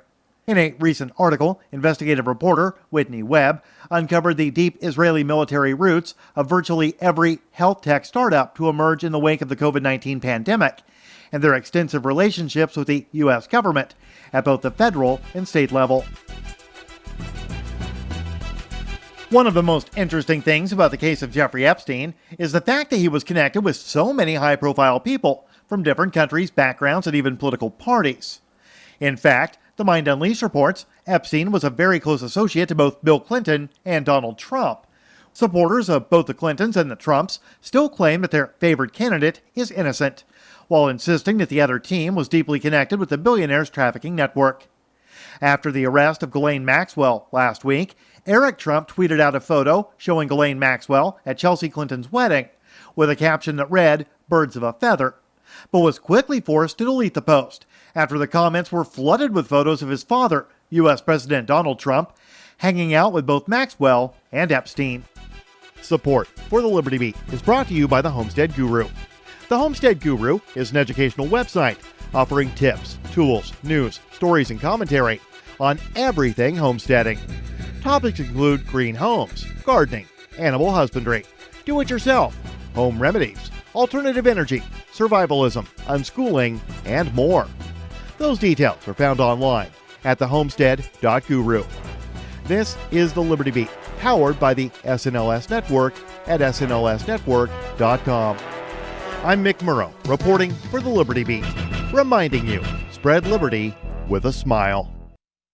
Hundreds of exasperated Americans confirmed Thursday that, for f***'s sake, the article they just clicked on is actually a stupid f***ing video.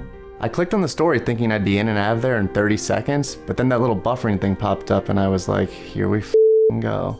Quickly hitting the mute button after being disoriented by a loud blast of noise from some stupid f***ing ad for Hotels.com. Many of the deceived then scanned the webpage for some corresponding write-up so that they could simply read in peace, but reports indicated that would just be too f***ing convenient, wouldn't it?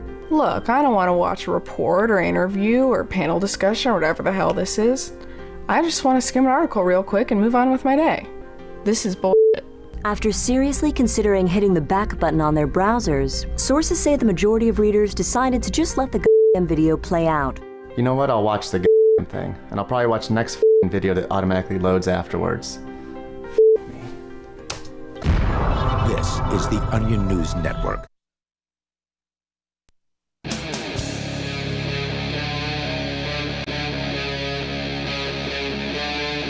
Free Talk Live. Free Talk Live. You dial in if you want to join us on the radio. Our toll-free number is 855-450-FREE like freedom. That's 855-450-3733. We have the Discord call-in line rooms.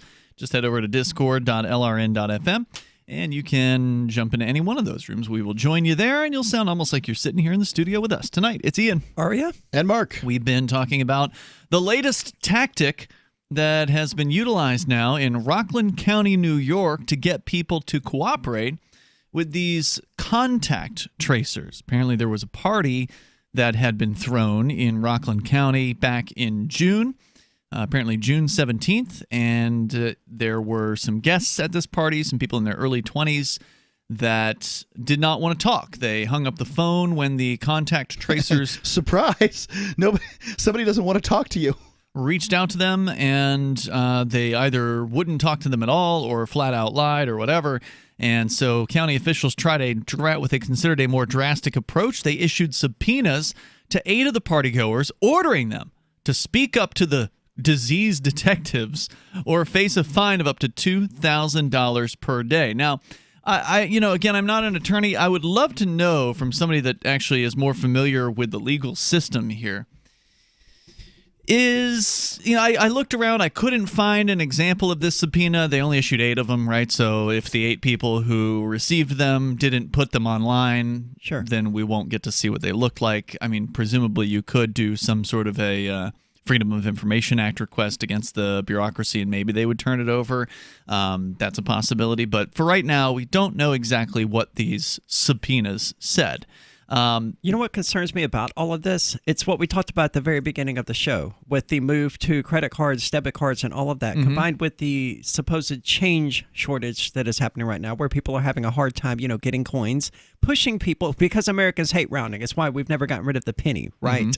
It's ridiculous. Yeah. The penny is absolutely ridiculous. It is, but Americans will never get rid of it because Americans hate rounding up, or they hate rounding down. They just hate rounding in general. So they want their exact change back. Even though they're going to leave it in a little bowl on the counter. Yeah, well, most of them won't. I mean, most of them will take it and put it in their pocket or whatever. But then what do they do with the pennies? They will put. I don't candy know, bar Mark. costs $1.25. I don't know, but when I get change, it's a at the reason gas that station, people will. I leave it there. Yeah, it's a reason that people will prefer to use credit cards and debit cards if they won't get back their change. How does that tie into contact tracing? It makes it easier for government agents to contact trace because they don't have to ask the people. They just have to go to the businesses who they can already exert pressure on because the businesses have to have a license, right? Well, in this case, some of these folks got given up by the other party attendees. So other attendees at the party snitched. But what if the government agent could just skip that step and could just call the bar or whatever that people have been to and say, hey, I need a list of all the customers who were in your establishment. And we know that, every customer who was there because they all had to use a debit card because no one has cash anymore. So I know that in some government bureaucracies, they are given subpoena power and they're not courts. So that's why I'm wondering if actually there was a court involved here. Congress can subpoena. Right. And they're not real. They're just a bunch of liars and thieves. Well, none of these people are anything but liars and thieves, but there's certain, processes, and I believe certain bureaucracies or certain Congress groups or whoever, there's certain people that are given the power to subpoena. Now, what does that actually mean? I don't know. Does it mean that you're obligated to speak to them or just show up in a place? And then, anything that comes out of your mouth at that point is, I don't recall.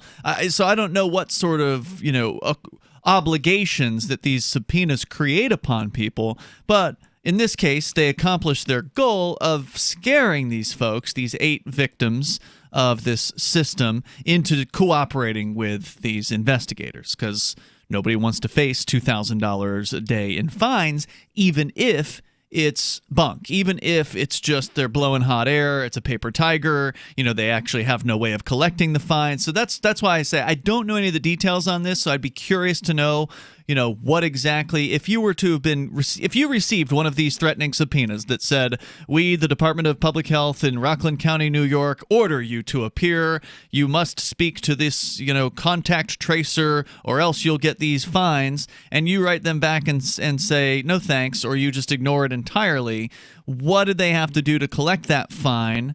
And what happens if you don't pay it? I mean, I have a lot of questions that are unanswered about this. Let's just say that. I imagine at some point they would just hit you with a failure to appear. But it may not be court.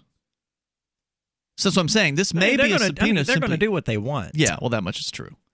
But sometimes they can do what they want as long as no one challenges them. Right. And it's illegal what they're doing, but if no one challenges them, then it's by de facto legal. For instance, Saipan, the Commonwealth of Northern Mariana Islands, where I spent 67 days earlier this year, is currently, as I understand it, I'm not on the ground there, but currently they are quarantining any American citizen, because you have to be an American citizen to step foot on this place right now. Any American citizen that is not a resident for 14 days on their own dollar at like $200 a day. Whoa. So you're talking about $3,000 for your quarantine time. Now, I don't know whether that gets you food, and I don't know what that gets you. I know it gets you yard time, which is about the most disturbing part of this. I got yard time in prison. Wow, I didn't realize that they were actually charging their quarantining victims. I thought the government money ran out. So now what do you do? Oh, so they were paying for it. So when Vin Armani was quarantined, as I understand it, and that was the government paying for that one. Right? The government paid for that. Well, the U.S. government did, because the CNMI is completely broke. Yeah, they have no tourism now. They are down to 20% of their previous GDP. Which wasn't that high to begin with. No, it wasn't that high to begin with. Average yearly income of $15,000 a year. So, not doing that great. And then they lock down like all the other Pacific Islands do. They all did that. But the idea that you can lock somebody up for 14 days on their own dime and charge them seems illegal. It's absolutely illegal. And the problem is that who are you going to get to hear the case? I guess the federal government. In that case, that would be a deprivation of rights lawsuit. Maybe explain to me how this goes. So here I am. I'm in the airport. I am a resident myself. But if I wasn't a resident, I could say I'm not a resident, and I will not go with you. So then they're going to use force on me. Yes, they will. Now, you're supposed to be able to use force against somebody who's using force against you illegally. Now, we don't know whether this is legal or not. The cops have said that their stuff is legal. Cooperate with the police, and then you find it out in court. I hear you. Do I get more because they used force on me? How much money am I going to get? Probably not much. You'd have to countersue. Well, if I countersued, how much money would I get? I don't know. You've done this more than I have. I've never countersued on anything. You have. Well, how did you get money from the town of Gardner, Mass? That was Mass? a settlement. It was Palmer, Massachusetts. They settled the case. Okay. So, no, there was no countersuit there. Well, they can't afford to pay anything anyway. They did afford to pay that one, though. They paid it right out. I didn't mean Palmer, Massachusetts. I meant Saipan. CNMI, yeah. Yeah, CNMI.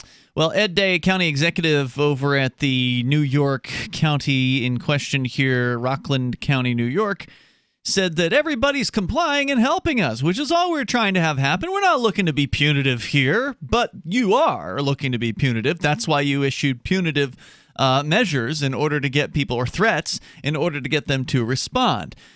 According to the story at the Washington Post, after some people rose up against lockdown measures, Rockland County's unapologetic legal strategy shows how difficult it might be to get Americans to comply with another government effort to fight the pandemic. Right. I think Americans are sick of this. I get it that there's some people out there that are really excited about the whole lockdown thing because they get extra government money. Isn't that coming to a stop? Yeah, it's coming to a stop. And then what are they going to do? The lockdown, you mean? No, the extra government money. The extra unemployment. Orange Man stole our money that he gave us.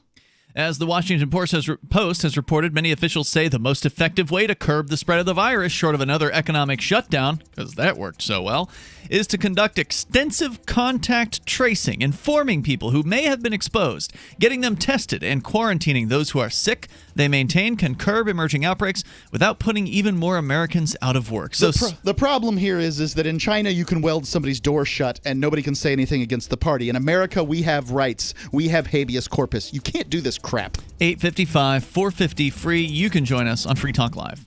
The monetary evolution comes to Las Vegas. Crypto Vegas is a one-day event featuring some of the brightest and most innovative minds in blockchain technology. Juan Galt, Anastasia Sergeyevna, Lynn Ulbricht, Jim Bell, Elise Sam, Float CEO Kingsley Edwards, and more. Tickets start at $20.20, and you can save 10% on VIP tickets using code FTL at CryptoVegasConference.com. July 18th, join Free Talk Live at CryptoVegasConference.com. So now I've got this pack of 4 Shar-Pei rescue dogs for, oh my goodness, probably 5-6 years. They get a regular diet of Dinovite with every meal.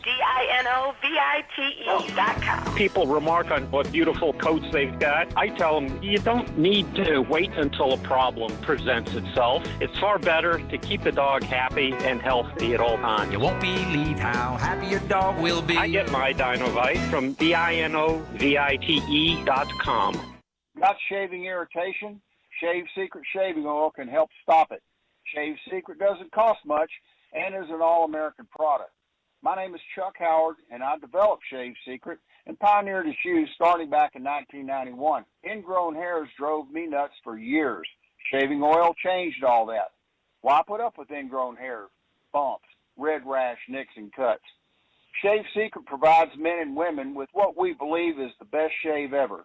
Our proprietary blend of 100% natural base and essential oils plus a hint of menthol was designed to help eliminate shaving irritations like ingrown hairs, bumps, red rash, nicks, and cuts. We'll lose those shaving irritations. Available at Super Walmart, H-E-B, Wegmans, Giant Eagle, Discount Drug, Navy and Marine Exchanges, Amazon, and ShaveSecret.com.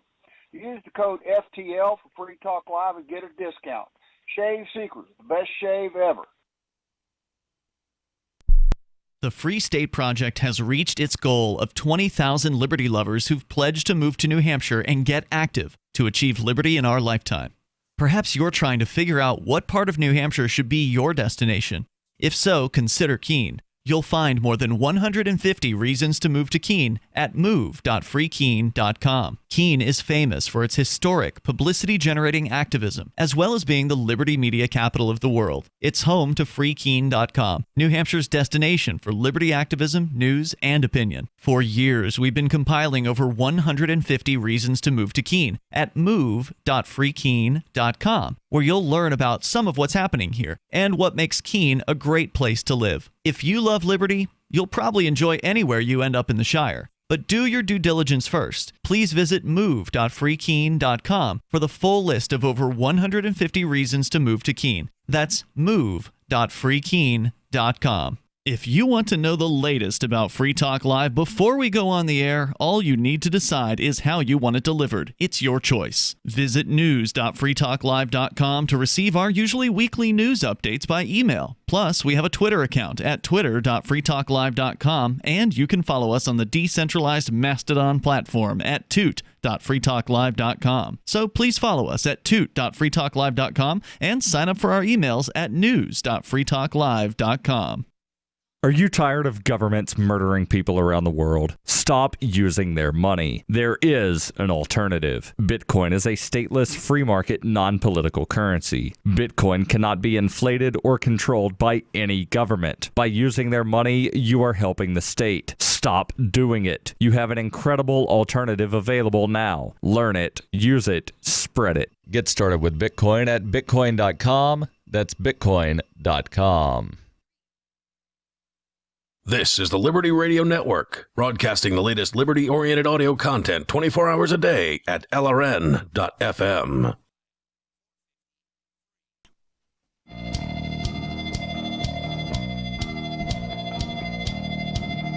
This is Free Talk Live. You can take control of the airwaves here. Bring up whatever you want. Our number is 855-450-FREE like freedom. And if you thought the government was up in your business already, well, wait till you meet the contact tracers. These are the busy bureaucrats whose job it is to figure out where you've gone, who you've talked to, what you've been doing, and then harass every single person that you've hung out with. They're just following orders, Ian. That's exactly what they're doing, according to... I kind of look at them like census workers because they're collecting data and they're trying to use it for what they consider to be good causes, and I would generally say it is, right? Like if what I have to deal with is contact tracing rather than having every pizza restaurant in my town shut down, I would take contact tracing if that was my choice. Meaning you would answer their questions obediently and do what they told you? If that was my choice, was between those two, I would take the one over the other. However, they have a difficult time here in America because they're functioning as a law enforcement officer. They're at least functioning as denizens of the as workers for the states, minions of the state. And you don't have to answer minions of the state. I wouldn't think you did, but now they're issuing subpoenas. And so this is, I'm sure that But can you show up and just say, I don't answer questions? If the United States Census could hand out subpoenas, they would too. Or I don't recall. Yeah, or my eyes were shut the entire time. Right. So I think that I don't consider these people to be a terrible threat. I consider them to be government busybodies. That makes them a threat, though. Yeah, they're They're busybodies and they're looking for something to do to justify the existence of their position. They're threatening people with $2,000 a day fines. What has the census done in the last 60 years that has harmed Americans? They've wasted my time. Okay, well, fine. So they wasted your time. And they threaten people. Government does that. Can I send them an invoice for that? And they threaten you. Go right ahead. Send them an invoice. Attached. The reason you don't send them invoices is because you don't think they'll get paid. But if enough people sent them invoices, perhaps they would stop bothering people. So go ahead. By all means, send them an invoice. Well, I expect them to continue to bother me, and I recorded video of them 10 years ago, and I'm sure they'll be coming back at some point. They'll send some minimum wage peon. No, they pay more than minimum wage. To your door. They pay hassle well you. over Whatever. I don't care. Wage. I mean, they are. It isn't much more than minimum wage. I don't think it's better than the welfare check, but they're still paying better than minimum. I mean, how much hassling do they actually do? I mean, you can just tell them to get off your property. And they do. Yeah, there's not much they can do. That's what I mean is regarding these. But it's still a waste of time. But they do threaten you. I mean, the census documents that they send around have threats on them. They say if you don't answer, then you could be subject to this and that and criminal penalties and response is required by law. Yeah, you write on it, send in the cops, and you mail it back on their own dime. I just throw it into the trash. That's too much trouble, man. I put it in the shredder. But let me share a little bit more from this story about the contact tracers. I do like to call people that sort of talk to you about what the law is and what the punishments are for the law. I do like to just tell them, "We'll call the law." Call them, because they won't. Right? They just want you to comply. Hey, I learned a little bit about the law, and I want you to comply with it. My wife got scolded by one of these busybodies at the grocery store yesterday. She was walking down the wrong way on the aisle. Oh, really? She was wearing a mask and walked the wrong way. He said, "You're going the wrong way." She said, I can't remember. Yes, so? No, your arrow is pointed the wrong way.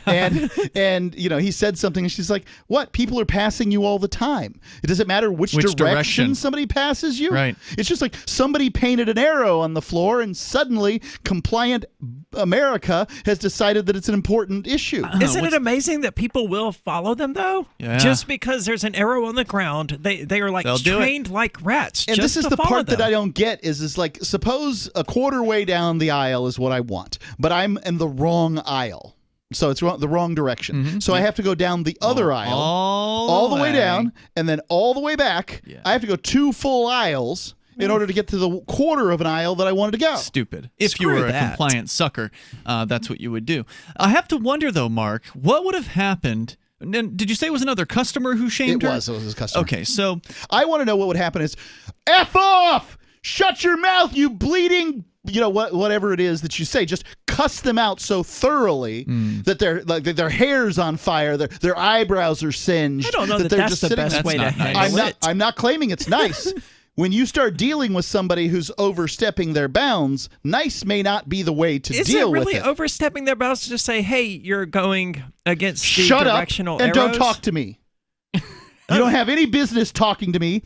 You're filling the air with more of your stinking virus. Shut up. You don't have a right to not be spoken at by people. I don't have that right, but I do have the right to scream back at them. Yes, it's just not nice. And I would have the right to throw you out of my store. At this point. I would have the right to throw you out of my store. If you're You screaming don't at my have a customers, store. If you're screaming at my customers, I have the right to throw you out of the store. This man was looking at my crotch no, while you don't he have a right to make a scene. accosted me. I'm saying you do not have a right to make a scene on someone else's private property. You can try it, but they have the right to boot you out. If he has a scene made, he may very well not have that sort of thing happen again. Who may what? The customer who's bothering you about going the wrong Maybe way. so. I don't care about the store owner. But that person the store didn't owner make the can scene. pound salt. You want my money or don't you want my money? They wouldn't because there are 4 grocery stores in town. I don't care. want some shouting lunatic in my store I making don't things again, difficult for my customers. I don't care. Right. Then yes, you're out. but if all 4 grocery stores, then you got no more groceries. Then what? I'll see how it goes the first time. Okay. Well, here's what I was going to ask about it. Be sure you get video of you being a jackass at the Shaw's down here. Yeah. Hey, actually, Shaw's closed. We used to have a Shaw's in Keene. They don't exist what anymore. I tell them is just call I know the law. grocery shops. I don't know which ones. Call the government and fix this problem, because that's clearly what they're worried about.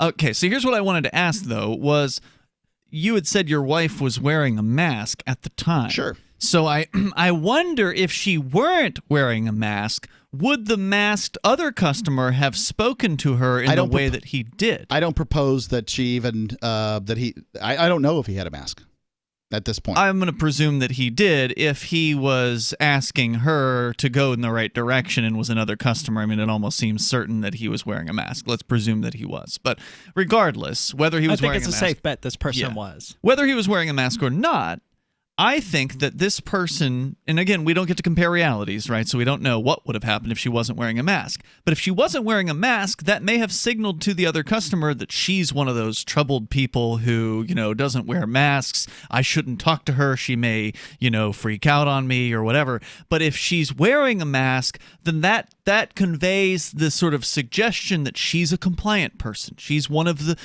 you. She's one of the masked people. Yeah, and maybe she just didn't know she was going. Right, she didn't realize, so I'm going to do her the favor and just let her know, hey, masked person. That's hey, not my what fellow New masked England's person. like. You New are England going is the wrong like way. a bunch of people who think they know better than you. These people that think that your degree from Harvard makes you a better individual. But has anyone said anything to you while not wearing a mask, while you weren't wearing a mask in a store? No one said anything to me, period. I've not had it happen to me yet either. The only time anyone has said anything, I'm a 6-foot tall guy with a muscular build. They're not going to tell me that. That's a good point. I could break his skinny neck. In my case, Jesus Christ, Mark. Yeah, in my case, I've only had one entity say it to me, and that was Citizens Bank, who offered me a mask when I came in there and told me that if I didn't take the mask, they would not serve me, and I walked out and I said, no thanks. I'm not going to wear a mask. I'll go somewhere else. But that's the only time that's happened in 3 months to me. 855-450-FREE. That's I like the masks. 855-450-3733. I don't like them. I think they're anti-human. More coming up. News from news.bitcoin.com. BTC miners give off a signal of intending to sell. Does this mean a bear cycle? New Zealand police seized $91 million from a Russian exchange operator. Anti-crypto SEC head stepping down, making Bitcoin ETFs more likely. And you can make money by referring people to exchange.bitcoin.com. Bitcoin.com is your source for getting started with cryptocurrencies, getting a wallet, buying Bitcoin Cash, mining, and all the latest cryptocurrency news at news.bitcoin.com. The next generation wallet is coming from Divi. In just a few taps, you'll be able to send, earn, spend, and exchange digital money in seconds. Send money around the globe with only a swipe. Instantly exchange between Divi, Bitcoin, and fiat right in the mobile app and withdraw directly to your bank account. Divi already offers the first one-tap solution for earning passive income with crypto. Multi-tiered masternodes allow everyone to partake in the network. Visit diviproject.org. diviproject.org. This is Michael Dean from the Freedom Fiends. I've run websites since 1996 and have used over a dozen web hosts in that time. AgristHosting.com is the only one that hasn't broken my heart. Agrist Hosting's uptime and service is stellar, and their DDoS mitigation is the best I've seen. That's important because if you tell the truth in this world, you'll ruffle feathers. And some people will try dirty tricks to silence your voice. No matter what the haters hit us with, Agrist Hosting keeps our websites online. If you have a mission-critical commercial presence or a world-changing activism site, you cannot tolerate any skullduggery. So go with agristhosting.com. Have a WordPress or blog site, but you're not satisfied with performance or uptime? Or just want raw hosting? Want to pay with Bitcoin? Agrist Hosting specializes in high-performance hosting with personalized service. Go to agristhosting.com and click on the button that says Get Hosted. That's agristhosting.com. So you've signed the Shire Society Declaration and are planning your move to New Hampshire to be around more liberty-oriented people. Next, sign up for the Shire Society Forum at forum.shiresociety.com. There are a bunch of people there who are already in the Shire, and they want to meet you. If you're already in the Shire physically, you should also come by the forums. Remember, not everyone uses Facebook. New people are signing up for the Shire Society Forum every month, so drop in and say hello at forum.shiresociety.com. LRN.FM now has a Discord. Discord is a free text and voice chat platform, and we now have our own server with a bunch of channels at discord.lrn.fm. You can join other listeners as they chat about various things during our live shows, or anytime, day or night. Discord software is available cross-platform, so you can have it on whatever device you want and take your chats anywhere. Join our Discord at discord.lrn.fm. That's discord.lrn.fm. We have some good news. The indictments against Ross Ulbricht in the District of Maryland were dismissed with prejudice, meaning they can never be refiled. This is especially good because those indictments contain the only charge ever made that Ross engaged in murder for hire. This was a serious allegation that Ross Ulbricht denies. It was never prosecuted or ruled on by a jury, but was trumpeted by the federal government and the media as if it were proven fact. The Maryland court held these indictments for almost 5 years, poisoning Ross's case and leaving him under a cloud of unproven allegations.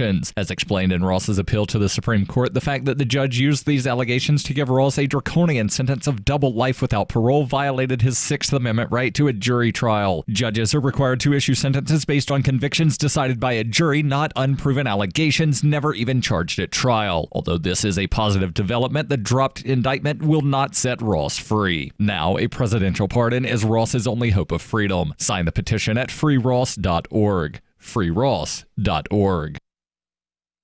You can sign up to receive the latest about the Liberty Radio Network via our email updates at updates.lrn.fm. That's updates.lrn.fm.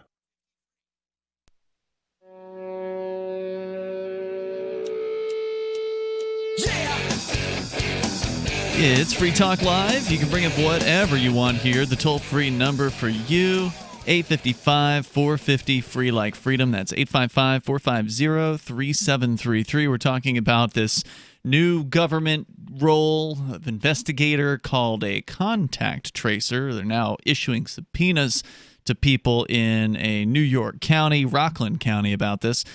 Folks who weren't voluntarily cooperating are now under the threat of government action of $2,000 a day in fines if they don't cooperate.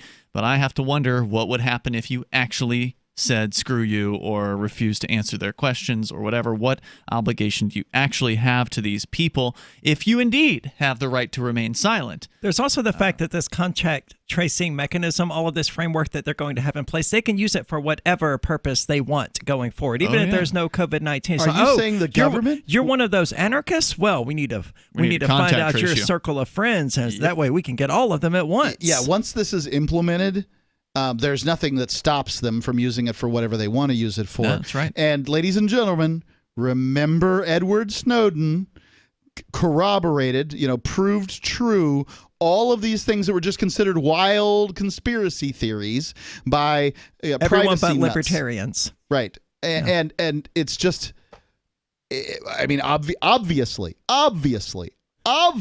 they're going to use this for other stuff. Oh, yeah. So, we caught this drug dealer over here on this street. Well, let's find out every single person he's been in contact with over the last 3 months. They'll tell you a little bit more here about this story from the Washington Post. They say this kind of detective work comes with a heavy logistical burden. State and local governments have to hire and train tens of thousands of tracers, act fast to keep up with a highly contagious virus, because, government's so good at doing things quickly, overcome government mistrust and privacy concerns, and find money in there. Already Not address the concerns, just overcome them. Cash strapped. Well, that's what they did with the threats, right? Okay, well, you won't talk to us? Well, here's a $2,000 a day fine. Overcome. In their already cash-strapped budgets to fund it all. It may become even harder as Americans increasingly get fed up with quarantining or act in plain defiance of public health guidelines. In Tuscaloosa, Alabama, for example, officials said this week that college students have been organizing COVID parties where the attendees compete to see who can catch the virus first from a sick partygoer. Boy, does that sound ever so much like a 4chan thing. Yeah, it sounds like BS. That's the most American thing ever, though, man. Right. People. I have no doubt that there are college students in Alabama doing that. People handing out MDMA to trick-or-treaters because they want to hand out expensive drugs to 8-year-olds. Right. $20 a pill. Sounds like a bunch of crap. Let's go to Jason in Arizona. He's listening to K-Talks. Jason, you're on Free Talk Live. Go ahead. Hey, guys. Hey. I just wanted to let you guys know that I've confirmed it from Florida all the way to California that these tests are a DNA test to type the next virus that's going to come out. The next virus? That's what they're Well, we don't know that yet because they're trying to get the DNA to figure out how they can bowling pin the rest of civilization. Sorry, I apologize. I've been up a lot, so. Okay, you think that they are cooking up a new virus and that they need to test people for the current virus to somehow snag their DNA, and that's going to help them? The current virus didn't work. I mean, granted, it scares enough people, but it wasn't like a real pandemic. Like people weren't dying left and right. No. But why would they need to use? If this was a plandemic, it was poorly planned. Yeah, look, I don't know if they really need to do that, Jason. They've got a ton of intellectual. That's the intellectual portion of it. They're swabbing everybody for their DNA. Yeah, I mean, they already have a ton of DNA on file, so I don't know if what you're saying really holds up to scrutiny. I mean, there's already companies that are getting people to voluntarily submit millions and millions of samples of DNA. I mean, there's a ton 23andMe and all these others. They have programs to give that information to the FBI. Who's been in prison since like 1993. They've been swabbed, right? They've got all that information on them. Yeah, I don't know if that's what this is really all about. It is, because the people that they throw in jail, they automatic DNA. DNA. I don't care. I mean, as long as it's felony, and that's the only way they got to pass it before. Now they're saying, oh, we need to swab you for a disease that you don't have, or you come up positive or whatever, but you didn't get sick. And now they're just taking your DNA to splice that into the genome of the virus. Well, I don't know enough about DNA to say if what you just said there is actually even possible, but thank you for the suggestion, Jason. I appreciate hearing from you. And maybe he's right. Maybe this is just a cover for a mass DNA collection, but I don't know if there's any evidence for the claim. I mean, there are certainly easier ways that the government could go about it. I mean, if they just asked everybody, hey, we need your DNA so that we can protect you from a disease. They'd line up. Yeah. They'd line up. It's overkill. Yeah, if that is their intention. A couple of lines in a memo of Hokum asking people to give their DNA to stop COVID, then they'd line up. Yeah. If you're going to vote for Joe Biden, we'd like your DNA. Yeah. Okay. Whoop, there it is. After officials found out about the party in the hamlet of West Nyack involving between 50 and 100 people, 9 guests tested positive for the virus. More large gatherings followed in a nearby town, and local officials have not publicly identified anyone involved. If this is a party to spread COVID, as they just sort of alluded to, they didn't say it. They said that college kids are having COVID parties. In Alabama. This was in New York. But if this was the case, 100 people were there and 9 of them got it. It's a pretty bad COVID party, right? I mean, meaning it wasn't successful. Apparently, they weren't French kissing the right people. Patricia Schnabel-Ruppert, Rockland County's health commissioner, said contact tracers could not get most of the partygoers, many of them young adults in their 20s, to answer the most basic questions on the phone. She said, quote, "My staff has been told that a person does not wish to or have to speak to my disease investigators. They hang up. They deny being at the party, even though we have their names from other party attendees." We have your name! As Day, the county executive... Apparently, they've got their names from other attendees, so what's the big deal? They threatened to issue the subpoenas, added he would not allow, quote, "ignorance, stupidity, or obstinance," unquote, to get in the way of the county's coronavirus response. But will he allow people's rights to get in the way? That's the question. Doesn't sound like it. Only a handful of residents remain hospitalized as of Thursday after the hard-hit New York City area. I guess Rockland County is about 30 miles north of there. More than 13,600 people tested positive for the virus, and nearly 670 have died. But now the number of new infections reported each day have dropped to the single digits, according to the data.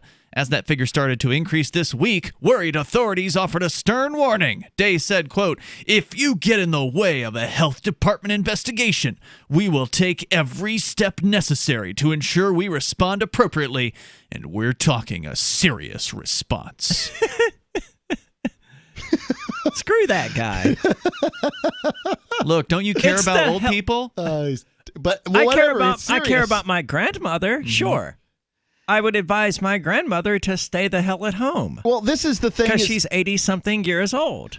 Right. So, I mean, we've already offered to pick up groceries for people who are, sick or whatever. Well, not sick, but, that they're self-quarantining. We have a neighbor down the street, and we take care of that. If there's not that many 80-year-olds, and there's a lot more people in their 40s, for instance. So adopt one of these people, leave groceries on their doorstep or whatever, let them come out and get them at their own time, wipe them off with sanitary wipes, whatever they need to do. But your health is your responsibility, not mine. And that, I think, is the lesson that we need to take here is that nobody walking around is responsible for your health. My favorite, I don't know if it's a meme or whatever, but statement about this is, your rights or my rights don't end where your fear begins. I think that's one of the most poignant statements about this. Like, hey, look, you have fear. That should not affect my life. It's too bad the fearful don't agree. Nope. They are scared, and they will use violence if necessary to enforce their viewpoint on you. 855-450-FREE. That's our toll-free number, 855-450-3733. Scared animals are the most dangerous animals. Oh, yeah. 855-450-FREE is the number. You got time to get on with us in the remaining moments of Free Talk Live that are coming up. If we get the chance, we'll tell you about an illegal desert rave that happened actually near Vegas. More coming up. Have you ever thought about turning your Glock, XD Family, or 1911 handgun into a semi-automatic carbine? It only takes about 30 seconds. The MacTech Carbine Upper is classified as an accessory and can be delivered right to your doorstep with no FFL or background check required. It's the world's most versatile pistol accessory. Build your custom upper today. Simply go to handgunconversion.com. That's handgunconversion.com. Hey, Self-Reliance gardeners, now that you've got your crisis garden planted, the next step is to make sure all your vegetables are going to grow like crazy the rest of the summer. For that, you'll need an all-natural, full-spectrum plant food that works to not only maximize nutritional uptake for you and your family, but is also guaranteed to make your fruits and vegetables actually taste better. The name of the product is ProtoGrow, a proprietary blend of bioactive superfoods for plants designed to produce rapid plant growth in record time. So much so that it almost forces plants to grow even under the worst light and soil conditions. It does this by combining powerful trace elements and micronutrients from seaweed extracts with a balanced blend of macronutrients from cold water fish. The result? Vegetables grow faster than ever because they now have the essential bioavailable nutrients they need. Go to growlikecrazy.com to learn more. Huge summer discounts now available. growlikecrazy.com. Houseflies defecate every 4 to 5 minutes, spreading diseases and germs. Protect your food and your health with Bug Assault, a miniaturized shotgun which utilizes ordinary table salt as ammunition. Non-toxic, no batteries required. Only $39.95. Use discount code GCN and get an extra 10% off your purchase at bugassault.com. Fire your fly swatter. Get your Bug Assault today.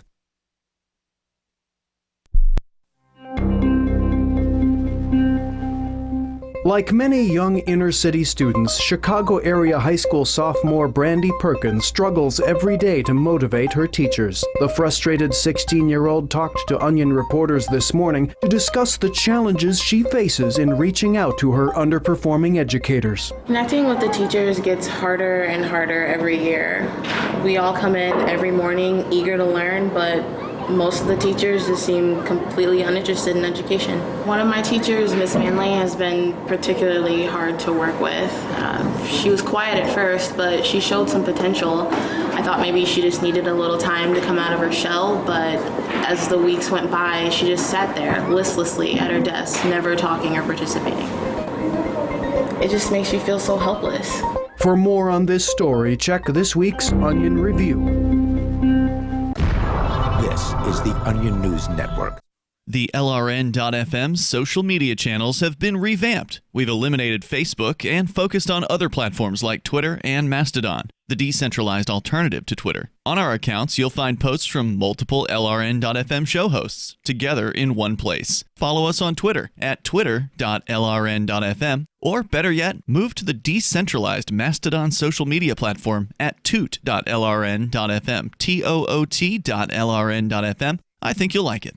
The new 4th edition of Healing Our World, The Compassion of Libertarianism, will take your understanding of liberty to a deeper level and has over 1,300 updated references, new cartoons, and a foreword by Dr. Ron Paul. With discounts for multiple book purchases, the 4th edition of Healing Our World is a great gift for the liberals, pragmatists, environmentalists, and Christians in your life who think libertarianism is cold-hearted. Get yours today at healing.freetalklive.com and use promo code FTL for a $5 discount. What's up next? Visit the Liberty Radio Network program guide to find out at shows.lrn.fm. That's shows.lrn.fm.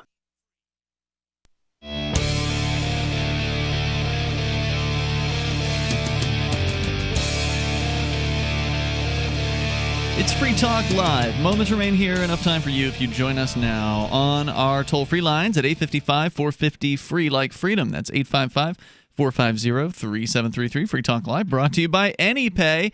You want to start taking cryptocurrency like Bitcoin or Bitcoin Cash or Bitcoin SV or Dash at your local business? You can do that easily by downloading the AnyPay Cash Register app. You can just go to the Google or Apple app stores, search for AnyPay Cash Register, and grab the app, get it set up. And when I say get it set up, I mean install it, put in your cryptocurrency wallet addresses in the back end, and you're ready to go. I mean, that's basically all there is to it. I do recommend creating an account as well. You can do it without creating an account, but it's best to have one of those. But they give you options when it comes to the AnyPay Cash Register app. You literally can just open the thing up and just get right rolling by just dropping in one crypto address and you're ready to go. Or take an extra moment, create the account, set up multiple crypto addresses, and you're talking about maybe a 10-minute setup time. I mean, it is super easy to get cryptocurrency acceptance going at your point of sale, at your business, whether you have a brick and mortar place or you come to your customers and provide them with some sort of a service, you know, like you're a plumber or electrician or something like that, and you want to take it through your smartphone. You can easily do that with the AnyPay Cash Register app. Go download it from the Google or Apple app stores or visit them online at anypayinc.com, anypayinc.com. To your phone calls and thoughts. K-Talks listener CW is on the line in Arizona. Go ahead, CW. Hey, I've been hearing a lot of talk around here since we have crop dusters and all. And I was just wondering when instead of getting a vaccine, if they develop some sort of way to kill this actual virus, if they just start cropping areas, you know, just start dusting everything. I think that their biggest concern is an infected person indoors without a mask. And the crop dusters are going to have a hell of a time handling that part. Yeah, but if it's small enough to get through air filters, then, you know, it'll penetrate into AC units. It'll just penetrate everywhere. I know it sounds controversial, but what are your thoughts on it? I mean, would you agree? Didn't China do something similar to this? I know there was that former Chinese doctor who was here in the United States sharing video from people who Did they do crop dusting? They didn't do crop dusting, but they went around with these fire extinguisher-like things and just spraying people. Yeah, this crap everywhere. One assumes it was some sort of disinfectant. Right. Yeah, God knows what that stuff was. I remember seeing a video of that early on. They were just spraying people down as they were exiting an airplane with, again, who knows what this chemical is. On Free Talk Live, we're about voluntary solutions, so we recommend you getting your pilot's license and just spraying whatever the hell you want out of those crop dusters. Well, exactly, because a lot of people are going to refuse this injection, and go into hiding. So, I mean, come on, let's just get to the point, just saturate everything, and it might work. I'm not going into hiding, and I'm also not getting an injection. Yeah. All right, guys. Well, what do you do about a plane flying over and blasting you with whatever that is? This happened in Florida. Malathion. The malathion. I'm just glad I made a bunch of people laugh, and I'm laughing my ass off. Thank you. I appreciate you, man. Thanks for the call. So, I mean, but strange, but true. So in Florida, when we were younger, they sent out notices. They were very 20 thorough. years ago. Must have been 20 years ago. That they were going to spray malathion, and I can't remember what it was for. Was it for like tsetse flies or citrus canker? I think it was some sort of citrus thing. And whatever it was, they were like, wash your car right afterwards. Don't be out for between this hour and this hour. They did it early in the morning, and they just flew over every square inch of Manatee and Sarasota counties and, spraying this stuff down.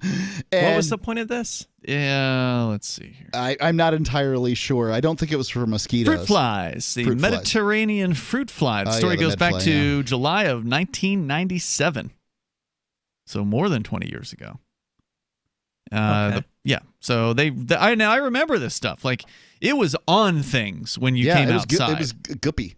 It was obvious. It was going to ruin the paint on your car if you didn't get rid of it. What about the paint on your houses?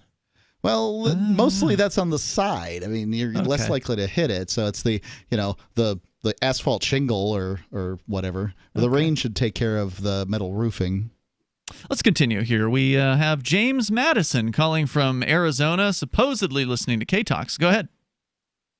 Yeah, no, really, it is K-Talks here. Welcome, sir. At any rate, I'm glad we're back on, by the way, 5 nights a week there on K-Talks. Okay, yeah, and I'm not affiliated with them, but they I just listened to that show. Yeah. So the face masks. I have not worn one. I wear it when I pull weeds and, do brush, things like that, cut lumber. But I have not worn one out in public, and I will not wear one. Excellent. Me neither. They call them face diapers. Really? That's the first I've heard of that. Well, they don't catch the crap that comes out of people's mouths. So, okay, they don't work, period. If you're not wearing at least N95, they're useless. It's mosquitoes going through a chain link fence. They're not useful at all. It's just for show, is what you're saying. That this is all just a big show. Well, the idea, to be fair, and I'm no mask advocate, but the idea isn't to catch, little microscopic viral particles. It's to catch the spit that people, throw out of their mouths when they speak and when they breathe. And the holes are small enough to catch the bulk of that. Yes, to a degree, but if it's not N95, that's the point of it. And they're not supposed to protect the person wearing the mask. They're supposed to protect the people around the wearer of the mask.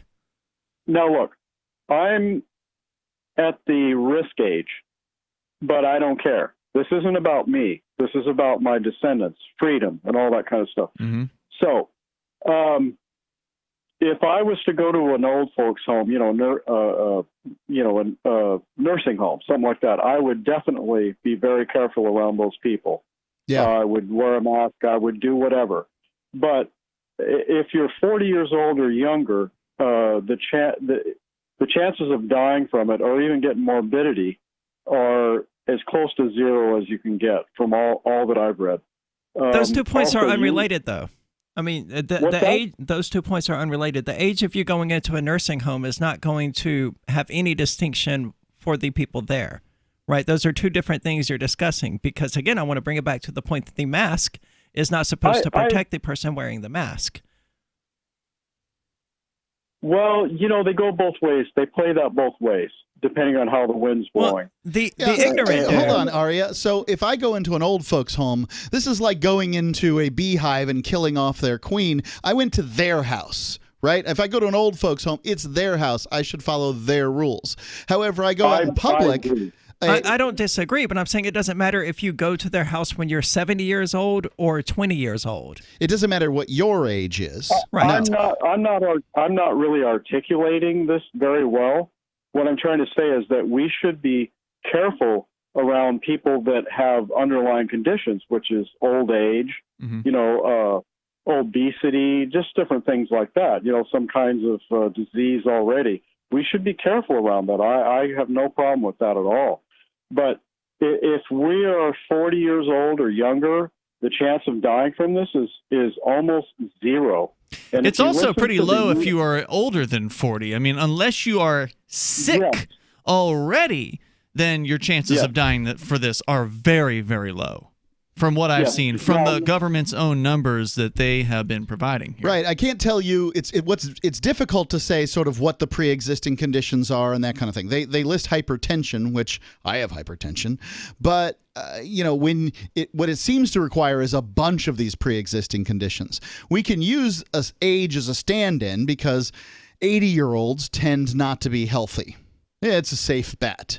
So I would be curious as to what the numbers are. Yeah, I do want to know what my age segment is. I want to know what the 25 to 54-year-olds are as far as their death rate in contracting COVID-19. And 18. Yeah, I'm sorry. Go ahead. It's hard to find those numbers. Yeah. Okay. 18 and younger is almost impossible to die or even get some kind of morbidity from it. Almost impossible. These are just from studies I've read. Yeah, but now, NPR will trot out these stories about these 3 kids that got these weird illnesses that are somehow related. Yes. And they were dying of cancer, probably on chemotherapy, but they won't talk about that. No. James, anything else? Go ahead. UCI and Stanford studies from this year place the mortality rate at 0.2%. That is 20 times less than what Fauci was preaching from the very start. They told us it was 4% kill rate.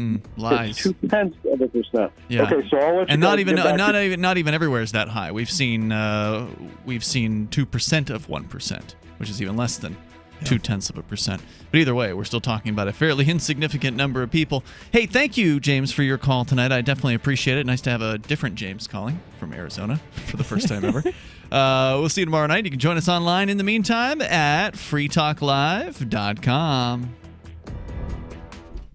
Remember when you first heard about Bitcoin? How long did it take you to realize this little project would soon change the world? Do you kind of wish you had got involved sooner? Well, now is your chance to be a part of the next revolution in money. Intercoin is working to finally make crypto go mainstream. It's designed to be scalable enough to support everyday payments and even elections without the state. Bitcoin was originally supposed to be a peer-to-peer cash system, the way we would all pay one another without having to trust any third party. But instead, over time, it mostly became a store of value. That's because every 10 minutes, the Bitcoin network must put all transactions into a block, and that block can only hold so much. If crypto is to become mainstream for people to use it for everyday payments, we need a new architecture, one that is as secure as Bitcoin while being far more scalable. Check out intercoin.org to find out more and maybe pick up some of those coins for yourself.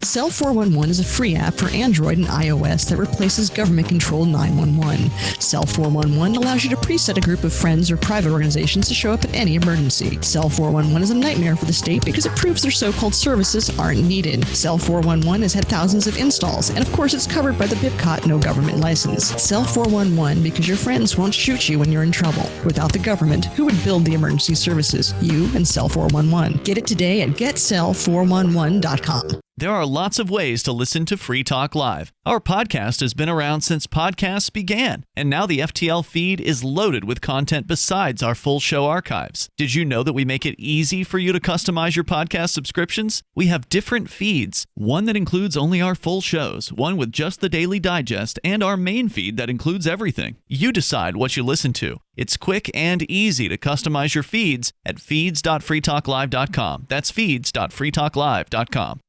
The latest episode of Declare Your Independence with Ernest Hancock is next after the news on the Liberty Radio Network at LRN.FM.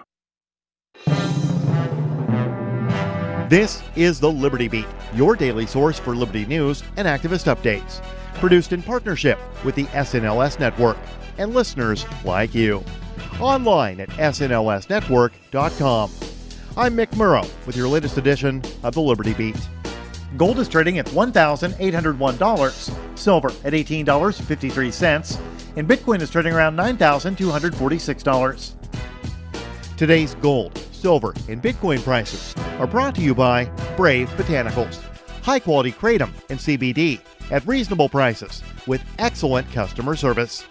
Brave Botanicals is activist-owned and mission-driven. The Liberty Beat and Brave Botanicals believe so strongly in the power of kratom, we're giving it away for free. Just go to libertybeat.news/free kratom. This is the Liberty Beat at snlsnetwork.com. In the news, residents of Phoenix, Arizona have responded with fury and renewed community protests after a Latino man was shot to death July 4th in broad daylight while seated in his parked car in a shocking incident captured on video by neighbors. The Mind Unleashed reports that in the video, several uniformed officers can be seen surrounding the parked vehicle while shouting and pointing their guns at 28-year-old James J. Porter Garcia. Bystanders watching at the scene pleaded with police not to shoot him. Seconds later, officers appear to have shattered the passenger side window, followed by the sound of a shout. After a brief moment of silence, police rapidly fired on the man from point-blank range about 10 times. As officers continue to shout and bark commands at the wounded Garcia, whose head was slumped over onto the windowsill, witnesses could angrily be heard asking the officers what they were doing.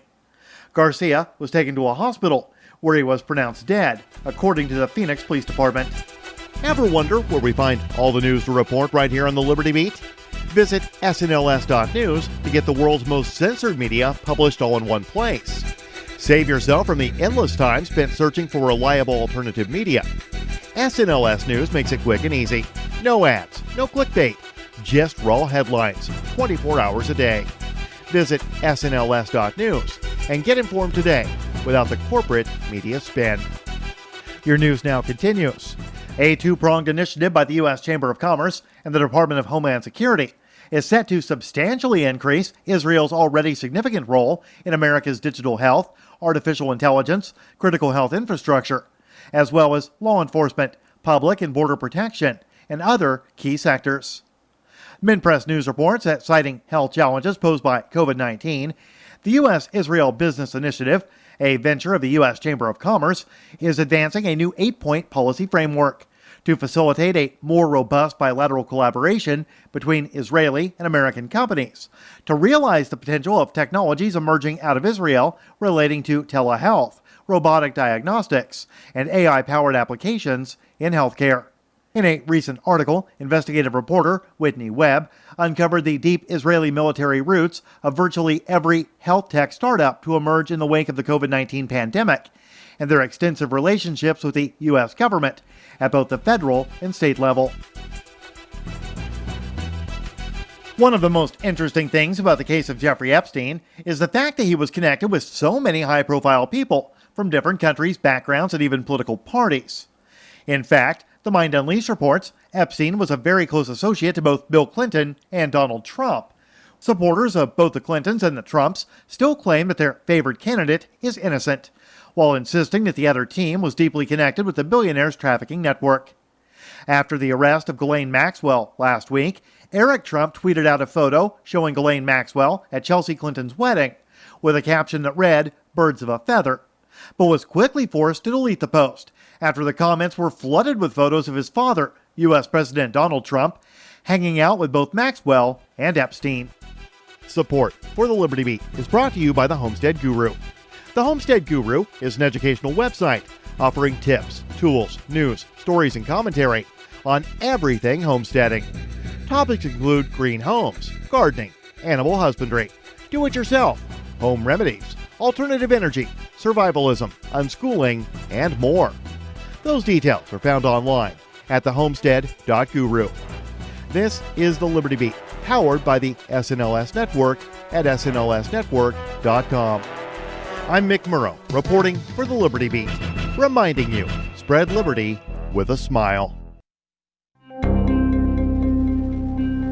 Japan grants suffrage to female robots, and a hypochondriac maple tree is always convinced it has Asian longhorn beetles. The following two statements are true. The previous statement is false, and this is the Onion Week in Review. This week, Americans nationwide were stunned to hear horrific allegations on Wall Street revealing that numerous junior bankers have been forced to survive on a mere $6,800 per week. The findings, which implicate numerous high-profile financial institutions such as Bank of America, Morgan Stanley, and Citibank, suggest that hundreds of first-year bankers are constantly deprived of basic necessities, including penthouse apartments overlooking Central Park and regular company-financed vacations to the French Riviera. Many of these bankers are 23 or 24 years old and don't even have access to an expense account of over $50,000 a year. Not only that, but some of them are making as